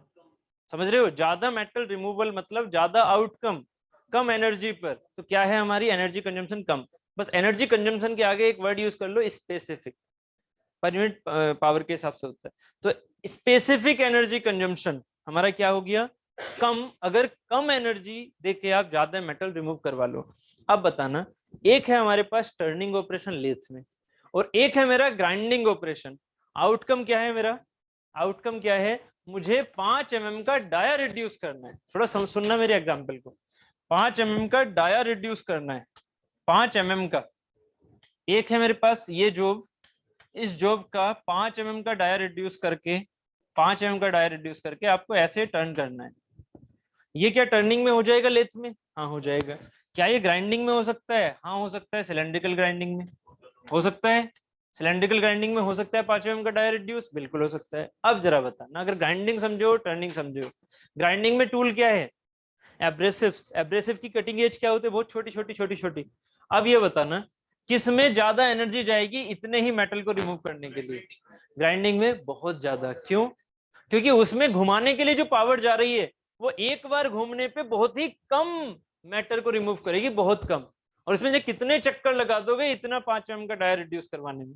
जबकि इसमें क्या है, इसमें हो सकता है कि 3-4 बार में ही 5 mm कवर हो जाए आपसे, है ना। तो एनर्जी कंजम्पशन इसमें क्या है, ग्राइंडिंग में बहुत ज्यादा, जो आप ग्राइंडिंग से इसे करोगे। तो क्या है यहाँ पर, ग्राइंडिंग में एनर्जी कंजम्पशन क्या है, ज्यादा। तो specific energy requirement in grinding is more than that required in the turning. This is because of the large contact area between the wheel and the work resulting due to the large number of the cutting edges. ठीक है, क्योंकि यहाँ जो grinding wheel है ना, grinding wheel में और क्या है, दूसरा तरीके से आप कैसे सोच सकते हो कि जितने ज्यादा टूल्स, जितनी ज्यादा कटिंग एजेस, उतनी ज्यादा फोर्स लगानी पड़ेगी, है कि नहीं। उतनी ज्यादा फोर्स लगानी पड़ेगी, क्योंकि जितनी ज्यादा कटिंग एजेस है उतनी ज्यादा फोर्स लगानी, उन्हें घुमाना है ना, उन्हें चलाना है ना। आप ऐसे सोच सकते हो। ठीक है, नेक्स्ट क्या है, the grinding wheel have random geometry. Grinding wheel की ज्योमेट्री मैंने क्यों नहीं बताई, क्योंकि आपको पता है ये है, ये है, आप समझना इस चीज को, ऐसे है। अब बताना, अगर ये एब्रेसिव्स हैं, ये मिलिंग कटर नहीं है, ये एब्रेसिव्स हैं, छोटा सा पार्ट वो मैंने इतना बड़ा करके दिखाया, ग्राइंडिंग व्हील का छोटा सा पार्ट है, इसको इतना बड़ा करके दिखा रहा हूँ, 2 एब्रेसिव पार्टिकल। इसमें बताइए रेक एंगल क्या होगा, ये ऐसे घूम रहा है ऐसे, रेक एंगल क्या होगा, ये रहा आपके पास वर्क पीस, रेक एंगल क्या होगा, ये दिख रहा है ये वाला ऐसे, ऐसे, है ना, ये क्या है, निगेटिव रेक। ये सुनो, ये क्या है, निगेटिव रेक। उधर की तरफ से चिप आएगी ना, चिप कैसे आएगी इसमें, नहीं दिख रही, चिप कैसी आएगी इसमें, चिप आएगी इसमें ऐसी, ऐसे देख रहे हो, चिप उसी एज की तरफ आ रही है। जबकि इस वाले में देखो, इस वाले फिगर में थोड़ा इसको और सही से बना देता हूं, ये है ऐसा। अब बताइए जब ये आएगा इसमें चिप उतारने के लिए, तो इसमें चिप कैसी आएगी, इसमें चिप आएगी ऐसे करता हुआ। जब ये चीज यहां आ जाएगी न्यूट्रल से, तो ऐसे परपेंडिकुलर सोचो, इसको यहां लेके आओगे तो कैसा फिगर दिखेगा, ये ऐसा दिखेगा या नहीं। जब ये चीज ऐसे जा रही है तो चिप यहाँ पर कैसी आएगी, चिप आएगी यहाँ पर ऐसे। यस, ये क्या है मेरा पॉजिटिव रेक, दिख रहा है पॉजिटिव रेक।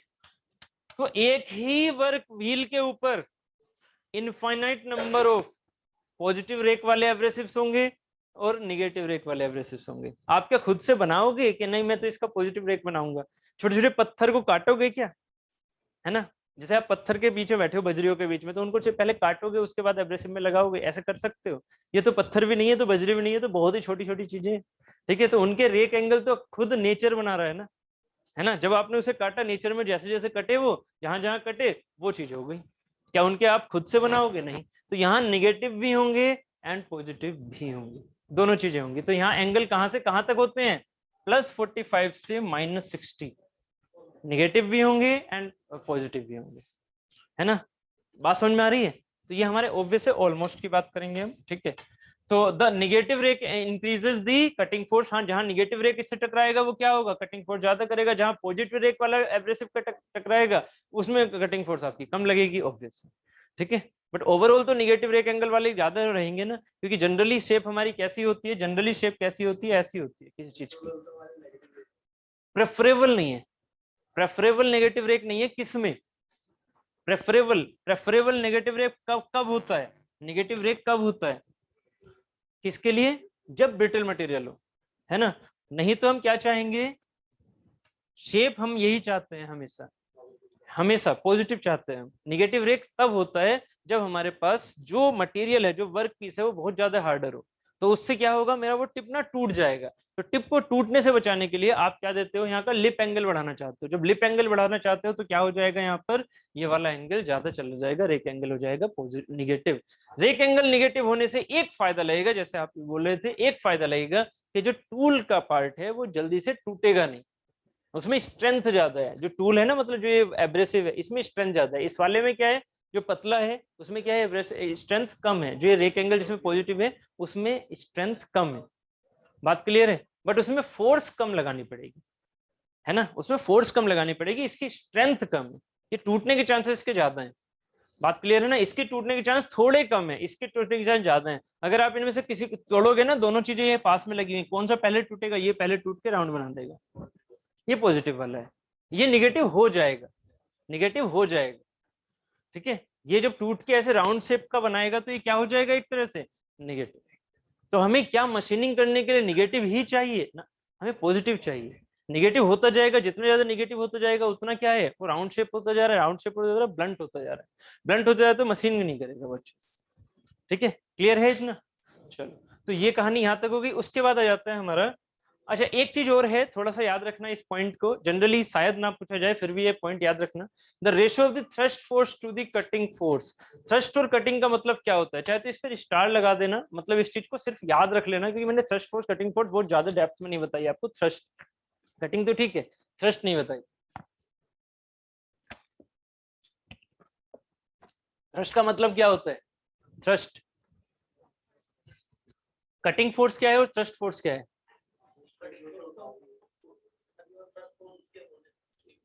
अपोजिट नहीं। देखो ये जैसे कि ये है ना व्हील, ठीक है, ये सेंटर है ना इस व्हील का, ठीक है। कटिंग फोर्स क्या है? कटिंग फोर्स है जो ये इस चीज को ऐसे कट करने के लिए फोर्स लगा रहे हो, चिप को लेके जाने के लिए कटिंग फोर्स लगा। थ्रस्ट फोर्स क्या है? थ्रस्ट फोर्स है जो ये कटिंग, जो ये चिप आई, जो ये कटिंग हुई, उसकी वजह से क्या होगा, इस व्हील को वो ऊपर की तरफ धक्का देगा, है ना। तो आपको वो व्हील वहीं रखना है। अरे सुनो भाई, आपने कभी सोचा है ऐसा? आपने कभी व्हील को पकड़ के और जरा कटने की कोशिश करना, तो व्हील को पकड़ोगे, काटने की कोशिश करोगे, तो व्हील आपका ना जैसे इस पे टच होगा ऊपर की तरफ भागेगा। तो आपने जो ऊपर की तरफ भागने वाला फोर्स है ना, उसको वहीं मेंटेन रखना है ना। हाँ बिल्कुल, आपको मेंटेन रखना है उस चीज को वहीं पर। तो क्या करोगे? थ्रस्ट फोर्स लगाओगे। क्या करोगे? थ्रस्ट, अभी एक सेकंड, क्या क्या करोगे? थ्रस्ट फोर्स लगाओगे।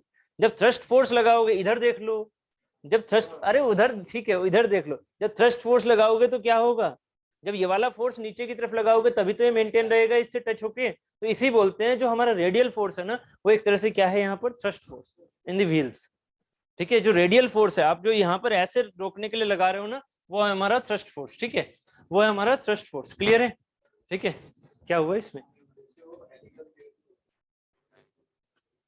हाँ, क्योंकि हमेशा इनके क्या होते हैं, एंगल्स। थ्रस्ट फोर्स तभी आएगा जब उसमें एंगल्स होंगे। लाइक जैसे गियर होता है ना, गियर में क्या होते हैं, एंगल्स। एंगल्स होते हैं तो उसके हमारे कंपोनेंट आते हैं, जो फोर्स लग रहा है ना रियल, उसके कंपोनेंट आते हैं। तो एक हमारा थ्रस्ट होता है, एक हमारा कटिंग होता है, ठीक है।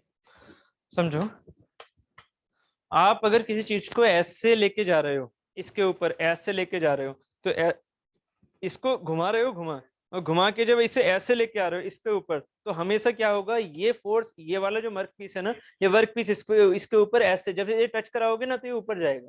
अगर ये ऊपर चला गया तो कटिंग वाली होगी नहीं, क्योंकि ये जब ऐसे ऊपर चला गया तो फिर इन दोनों के में गैप आ गया। गैप नहीं आने देना है, मेंटेन रखना है इस चीज को। तो आपको इसको पकड़ के नीचे रखना पड़ेगा। कितने से पकड़ रहे हो? जिस चीज में ज्यादा पकड़ने की जरूरत पड़ रही है इसको यहाँ रखने के लिए, उसमें क्या है, थ्रस्ट फोर्स ज्यादा है ना। और अगर आपको मेंटेन रखने के लिए थ्रस्ट फोर्स कम देना पड़ रहा है, तो फिर उसमें थ्रस्ट फोर्स कम है, ठीक है। ग्राइंडिंग व्हील में क्या है, ग्राइंडिंग व्हील में रोटेशन बहुत ज्यादा है ना, तो थ्रस्ट फोर्स आपका ज्यादा है, मतलब रिवर्स ना ज्यादा कर रहा है, तो आपको ज्यादा पकड़ना पड़ेगा। तो इसमें क्या होगा, थ्रस्ट फोर्स ज्यादा होता है as compare to cutting force. F T क्या होता है, ज्यादा होता है। तो ये जो एफ सी होता है ना, ये ज्यादा होता है किसमें, F T is greater than F C, किसमें, ग्राइंडिंग में। जबकि ये और अपने प्रोसेस में क्या होते हैं, कम। एफ टी की वैल्यू बहुत ही कम होती है एफ सी से, और प्रोसेस में, जो ग्राइंडिंग व्हील में ज्यादा होता है। क्योंकि ग्राइंडिंग व्हील में ना, लाइक एक बॉल होती है ना, बॉल, उसको ऐसे घुमा के मारो, घुमा के ऐसे घुमा के और भेजो, क्या होगा, ऊपर तो आएगी ना जरूर, है ना। इस घूमने की वजह से भी उसमें क्या आएगा, एक रिवर्स वाला इफेक्ट आएगा, ऐसे रिवर्स वाला, मतलब ऊपर की तरफ आने की कोशिश करेगा वो। तो जो ये टच होने के बाद थ्रस्ट फोर्स लग रहा है ना, ये ग्राइंडिंग व्हील में सबसे ज्यादा होगा, क्योंकि ग्राइंडिंग व्हील में रोटेशन सबसे ज्यादा है, किसका, उस पर्टिकुलर व्हील का। बात क्लियर है? ठीक है, तो यहाँ ये ज्यादा होता है। चलो, एक चीज तो ये हो गई, ठीक। हाँ, अब एक वर्ड ये वाला, हमने एक कल वर्ड समझा था, सॉफ्ट एंड हार्ड, ठीक है। अब इसको जरा थोड़ा समझ लीजिए आप, soft and hard, soft and hard. अरे ये किधर चला गया, देखना जरा, थोड़ा सा करना है इसे, इस साइड, नहीं उस साइड जा रहे हो आप, ठीक है। एक है हमारे पास सॉफ्ट, एक है हार्ड। ये क्या थी, सॉफ्ट एंड हार्ड हमारे पास, याद करो, सॉफ्ट एंड हार्ड क्या था, ग्रेड, है ना। सॉफ्ट एंड हार्ड क्या थी, ग्रेड। ए से लेके जेड तक, जेड हार्ड था, ए सॉफ्ट था, ठीक है। अब जरा सुनना, एल्यूमिनियम ऑक्साइड वो ए दूसरे था, एल मीडियम, मतलब जो नहीं है वो जरूर बताओगे।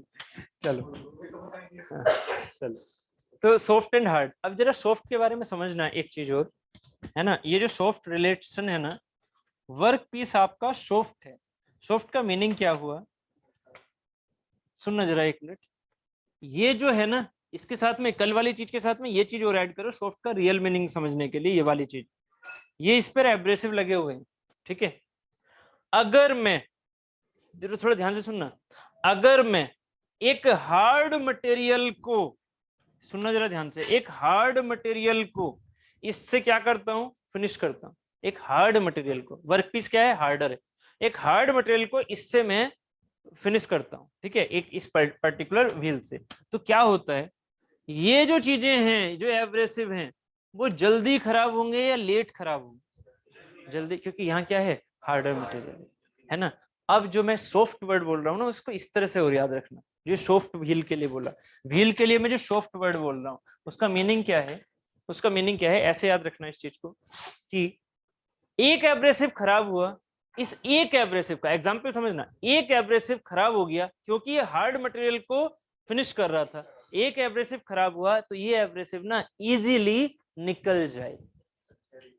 इजीली मैं अगर इसे निकालना चाहूं ना, जो एब्रेसिव खराब हुआ था ड्रेसिंग करते हुए, मैं अगर इसे निकालना चाहूं तो ये इजीली निकल जाए। तो ये व्हील कैसा है, सॉफ्ट। मेरी बात समझ में आ रही है? हार्ड मटेरियल को फिनिश करने के लिए आप व्हील कैसा लेके चलोगे, सॉफ्ट। बट यहाँ सॉफ्ट वो नहीं है कि एब्रेसिव सॉफ्ट है, यहाँ सॉफ्ट वर्ड किसके लिए यूज हो रहा है, सॉफ्ट वर्ड यूज हो रहा है कि जो बॉन्डिंग से आप एक पार्टिकल को इजीली रिमूव कर सकते हो, है ना। अब ये बताइए मैंने यहाँ पर ये क्यों बोला कि सॉफ्ट होना चाहिए, क्योंकि इसमें एब्रेसिव्स के खराब होने के चांसेस ज्यादा हैं अगर वो हार्ड मटेरियल को फिनिश कर रहे हैं, ग्राइंड कर रहे हैं। बात समझ में आ रही है? अगर ये सॉफ्ट मटेरियल को ग्राइंड करेंगे तो समझना, सॉफ्ट मटेरियल मतलब डक्टाइल मटेरियल, अगर ये हार्ड मटेरियल मतलब ब्रिटल मटेरियल। अगर ये मैंने यूज किया ग्राइंडिंग करना, किसका ग्राइंडिंग कर रहा हूं मैं, डक्टाइल मटेरियल का, तो डक्टाइल मटेरियल के लिए आप कैसी ग्रेड का व्हील लेके चलोगे, कैसी ग्रेड का, ध्यान से सुनना, कैसी ग्रेड का, सॉफ्ट ग्रेड का, ग्रेड बोल रहा हूं अभी, सॉफ्ट समझा ना, कैसी ग्रेड का, सॉफ्ट ग्रेड का। अगर सॉफ्ट ग्रेड का मशीन वो लेके चलोगे तो क्या फायदा उस सॉफ्ट ग्रेड का, क्यों, क्योंकि ये डक्टाइल, और डक्टाइल में आपके एब्रेसिव्स क्या जल्दी जल्दी टूट रहे हैं, जो एब्रेसिव पार्टिकल ये जल्दी जल्दी टूट रहे हैं, नहीं, जब जल्दी नहीं टूट रहे तो आपके पास इसमें क्या होनी चाहिए, जो बॉन्डिंग है वो अच्छी होनी चाहिए, वो सॉफ्ट की होनी चाहिए, वो अच्छी होनी चाहिए। अच्छी का मतलब क्या हुआ कि जब ये जल्दी जल्दी टूट ही नहीं रहे, जब ये जल्दी जल्दी टूट ही नहीं रहे तो आपको इनको क्या करना है, बाहर निकालना ही नहीं है। समझ रहे हो, ये जो मैंने नेक्स्ट बोला ना कि इसको बाहर निकालना है, आप इसी सेंस से सॉफ्ट एंड हार्ड व्हील को समझोगे, सॉफ्ट एंड हार्ड व्हील को समझोगे। जिस व्हील से ये एक पार्टिकल इजीली बाहर निकल सके वो क्या कहता है, सॉफ्ट व्हील, सॉफ्ट व्हील। बात समझ में आ रही है नहीं, लास्ट वाली कहानी से, जिस जिस व्हील से एक एब्रेसिव पार्टिकल आप इजीली बाहर निकाल सको वो कहलाता है सॉफ्ट व्हील, और ये वाला कहलाता है जिस जिस व्हील से आप इजीली ना निकाल सको एब्रेसिव पार्टिकल, वो कहलाता है हार्ड व्हील। तो सॉफ्ट व्हील किसके लिए यूज होना चाहिए, हार्ड मटेरियल वर्क पीस के लिए, क्योंकि उसमें हमारे एब्रेसिव जल्दी टूटेंगे तो हमें जल्दी से बाहर निकालने होंगे, जबकि इसके लिए हमें जरूरत नहीं है ना, हमारे एब्रेसिव टूट ही नहीं रहे, जब नहीं टूट रहे तो इसको क्यों बाहर निकालना, तो क्यों इसे सॉफ्ट बनाना। तो ये जनरली किसका बना होता है, हार्ड व्हील का, ठीक है। आप चाहे इसे सॉफ्ट का बना सकते हो, बट यहाँ किसका बनाया जाता है, हार्ड व्हील। एब्रेसिव पार्टिकल तो हार्डर ही हैं, मैं बात कर रहा हूं यहाँ पर उसको इजीली बाहर निकालने की, वर्डिंग समझो ना, उसको इजीली बाहर निकालने की। एब्रेसिव पार्टिकल तो हार्डर है ही, ठीक है, एक एल्यूमिनियम ऑक्साइड है और एक क्या है हमारा SiC सिलिकॉन कार्बाइड, ठीक है, वो तो हम जनरली सोच ही रहे हैं कि वो हार्डर हैं, ठीक है। क्लियर हुआ ये वाला कहानी, चलो बढ़िया। तो अभी अब ये लास्ट रह चुका है आपका ग्राइंडिंग रेशो, है ना। Grinding ratio G ratio is the cubic mm of stroke removal, इसको समझना, ग्राइंडिंग रेशो क्या है, G ratio is the cubic mm, मतलब एमएम का क्यूब मतलब volume, volume of the stroke removal, stroke removal मतलब जो आप चिप निकाल रहे हो, जो आप फिनिश करते हुए चिप निकाल रहे हो, चिप किसकी निकल रही है, वर्क पीस की, वर्क पीस से जितना वर्क वॉल्यूम वाइज कम होता जा रहा है ना, डिवाइडेड बाई, जी रेशो क्या है, divided by the cubic MM the wheel lost, क्योंकि यहाँ जो एब्रेसिव पार्टिकल है ना वो भी तो साथ में खराब हो रहे हैं, ऐसे नहीं है कि एब्रेसिव पार्टिकल सुपरमैन है कि वो खराब ही नहीं हो रहे, वो भी खराब हो रहे हैं, आपको वर्किंग करने के बाद ड्रेसिंग करनी पड़ रही है क्योंकि एब्रेसिव पार्टिकल घिस रहे हैं, है ना। तो जब वो एब्रेसिव पार्टिकल घिस रहे हैं तो उनमें भी तो रिमूवल हो रहा है ना, उनमें भी तो बाहर जाना हो रहा है, कि जब घिस रहा है तो कहाँ जा रहा है, मटेरियल तो टूट के बाहर जा रहा है ना, वही जो आपकी चिंगारी निकल रही है, मटेरियल तो बाहर जा रहा है ना निकल के, तो क्या हो रहा है, वर्क पीस का मटेरियल भी निकल रहा है, समझ में आ रहा है, वर्क पीस का मटेरियल भी निकल रहा है और हमारे व्हील का मटेरियल भी निकल रहा है। बट क्या व्हील का मटेरियल ज्यादा निकलना चाहिए वर्क पीस से, नहीं, तो इसलिए ऑब्वियस है जी रेशियो आप कैसा रखोगे, बहुत ज्यादा, जिससे क्यूबिक जो cubic mm of the work piece है ना उसका बहुत ज्यादा निकले और हमारा एब्रेसिव पार्टिकल क्या है वहीं के वहीं बने रहे, है ना, हमारा व्हील खराब जल्दी ना हो। बात समझ में आ रही है इतनी? ठीक है, तो यहाँ पर कितना होता है जनरली 20:1 से लेके 80:1। तो कौन सा वाला व्हील अच्छा, 20:1 वाला या 80:1 वाला? कौन सा वाला ज्यादा अच्छा? 80:1। क्यों? क्योंकि उसमें सिर्फ 1 का रेशियो ही खराब हुआ है, जबकि उसने 80 निकाल लिया, 80 वर्क पीस को रिमूव कर दिया, 80% वर्क पीस, मतलब इसका जो रेशियो सेंस समझ रहे हो ना, कि 80 यहाँ पर निकाल रहा है वो, जबकि यहाँ से सिर्फ कितना निकाला है 20, और खुद में वो 1 के हिसाब से खराब हो जा रहा है ना। तो ये तो ज्यादा अच्छा है ना, हमें कम लॉस करना पड़े ना अपने व्हील में और ज्यादा वर्क मटेरियल हमारा निकल सके। ठीक है, तो ये हमारा होता है जी रेशियो। नहीं सुनो, जी रेशियो में क्या हुआ कि आपने, ये है व्हील, ये है वर्क पीस, मैंने कहा वर्क पीस का रिमूवल आपने mm³ में लिख लिया। मैंने कहा कि ये सुपरमैन नहीं है, सुपरमैन नहीं है तो इसमें से भी क्या होगा, कुछ ना कुछ रिमूव। जब ये इसमें रिमूव हो रहा है तो इसका भी रिमूवल किस में लिख लिया, mm³ में। अब जरा सोचना जी रेशियो क्या होता है। जी रेशियो हमारा, जी रेशियो है हमारा जो हमारा वर्क पीस में से रिमूव हुआ, ठीक है, जो वर्क पीस में से रिमूव हुआ क्या, mm³ डिवाइडेड बाई जो इस व्हील में से रिमूव हुआ, व्हील में से रिमूव हुआ कितना, mm³। तो अब जरा सोचना ये 1/1 मतलब ज्यादा होना चाहिए या फिर ज्यादा डिवाइडेड बाय 1 होना चाहिए? सोचो जरा, क्यों क्यों ऐसा? क्योंकि वर्क पीस को ही तो हमें ग्राइंड करना है ना, इसको ग्राइंड थोड़ी करना है, इसको थोड़ी मतलब हल्का करना है, इसको करना है ना, इसको करना है, तो यहाँ से वर्क मटेरियल ज्यादा जाना चाहिए, mm³ ज्यादा ऊपर होना चाहिए ना। अब मैं आपसे बोल रहा हूँ जी रेशियो हमारा अराउंड होता है 20:1 से लेके 80:1। तो कौन सा ग्राइंडिंग व्हील ज्यादा अच्छा, 80:1। क्यों? क्योंकि उसमें 80 वाला रेशियो ज्यादा वर्क पीस का निकाला, वो सिर्फ कितना घिसा, 1 रेशियो का, जबकि इसमें वो 1 रेशियो का ही घिस रहा है बट वो 20 रेशियो ही निकाल रहा है। तो ये तो ग्राइंडिंग व्हील हमारा इसके कंपेरिजन तो खराब होगा। क्लियर है, समझ में आ गया? चलो ठीक है, उसके बाद हमारे पास ये सरफेस फिनिशिंग वैल्यूज आ गई। ठीक है, ठीक, ये चीजें तो वही है एल्यूमिनियम ऑक्साइड वाली। ठीक है, ये आ गई आपकी सरफेस फिनिशिंग। ये चार्ट प्लीज याद रखना, ठीक है, हो सके तो इनकी वैल्यू भी याद रख लेना, नहीं तो आपके नाम आ सकते हैं, नाम भी याद रखना। ये हमारे फिनिशिंग प्रोसेस ये वाला होता है ग्राइंडिंग, और ये हो गई super finishing. Super finishing process हम कल देख लेंगे। ठीक है, फिनिशिंग प्रोसेस तक ये हमारी सारी चीजें हो गई हैं कंप्लीट। ठीक है, बस एक ये छोटी सी पार्ट बची है ब्रोचिंग, वो भी मैं बता दूंगा कल। ठीक है, ब्रोचिंग क्या होता है। अब देखो ये जितनी भी चीजें बची है ना, इन चीजों को आपके सिलेबस में मेंशन नहीं कर रखा। हाँ, होनिंग वगैरह नीचे मेंशन है बट वो बिल्कुल लास्ट में मेंशन है। ठीक है, ब्रोचिंग से फिनिशिंग में एक डाया आता है, हाँ, तो उसको भी हम रीमिंग के सेंस में लेके चलते हैं। हाँ, वो फिनिशिंग वाला सेमी फिनिश्ड, सेमी फिनिश्ड होता है ना, ये भी सेमी फिनिश्ड है, मतलब प्रॉपर फिनिशिंग के लिए ही यूज नहीं हो रहा, इससे डाया भी बढ़ाने के लिए यूज कर रहे हैं। जैसे रिमिंग है ना, रिमिंग भी आपकी डाया बढ़ाने के लिए यूज हो रहा है, मतलब एक साइजिंग करने के लिए यूज हो रहा है। तो इनको हम सिर्फ फिनिशिंग प्रोसेस नहीं बोलेंगे, इनको भी हम क्या बोलते हैं, मशीनिंग प्रोसेस। सिर्फ फिनिशिंग ग्राइंडिंग है, सिर्फ फिनिशिंग। सिर्फ फिनिशिंग मतलब कि ये हमारा यूज ही किस लिए हो रहा है, कि हम फिनिशिंग करें उस चीज को बहुत ही क्लोज टॉलरेंस के साथ में, बहुत ही क्लोज टॉलरेंस। ठीक है, सुपर फिनिशिंग क्या है, साइजिंग के लिए नहीं, बहुत ज्यादा फिनिशिंग के लिए, बट है तो वो भी क्लोज टॉलरेंस में। साइजिंग तो सभी करेगा, साइजिंग क्या करेगा, सभी करेगा, बट जो सिर्फ और सिर्फ साइजिंग के लिए ही यूज होके जा रहे हैं वो हमारे मशीनिंग कहलाएंगे, जो हमारे फिनिशिंग के लिए भी प्रॉपरली यूज हो रहे हैं वो हमारे फिनिशिंग प्रोसेस कहलाएंगे।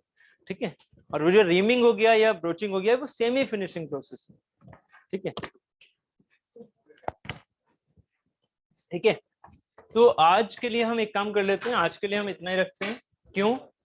मैंने आपको समझा दिया कि मैं बस टेस्ट आपको दे दूंगा कल सुबह ही आते, सुबह ही आके आप टेस्ट कर लेना, अब इन चीजों को जाकर रिवाइज कर लो, है ना। टेस्ट देने के बाद उसको यहाँ पर अपना सोल्व कर लेंगे।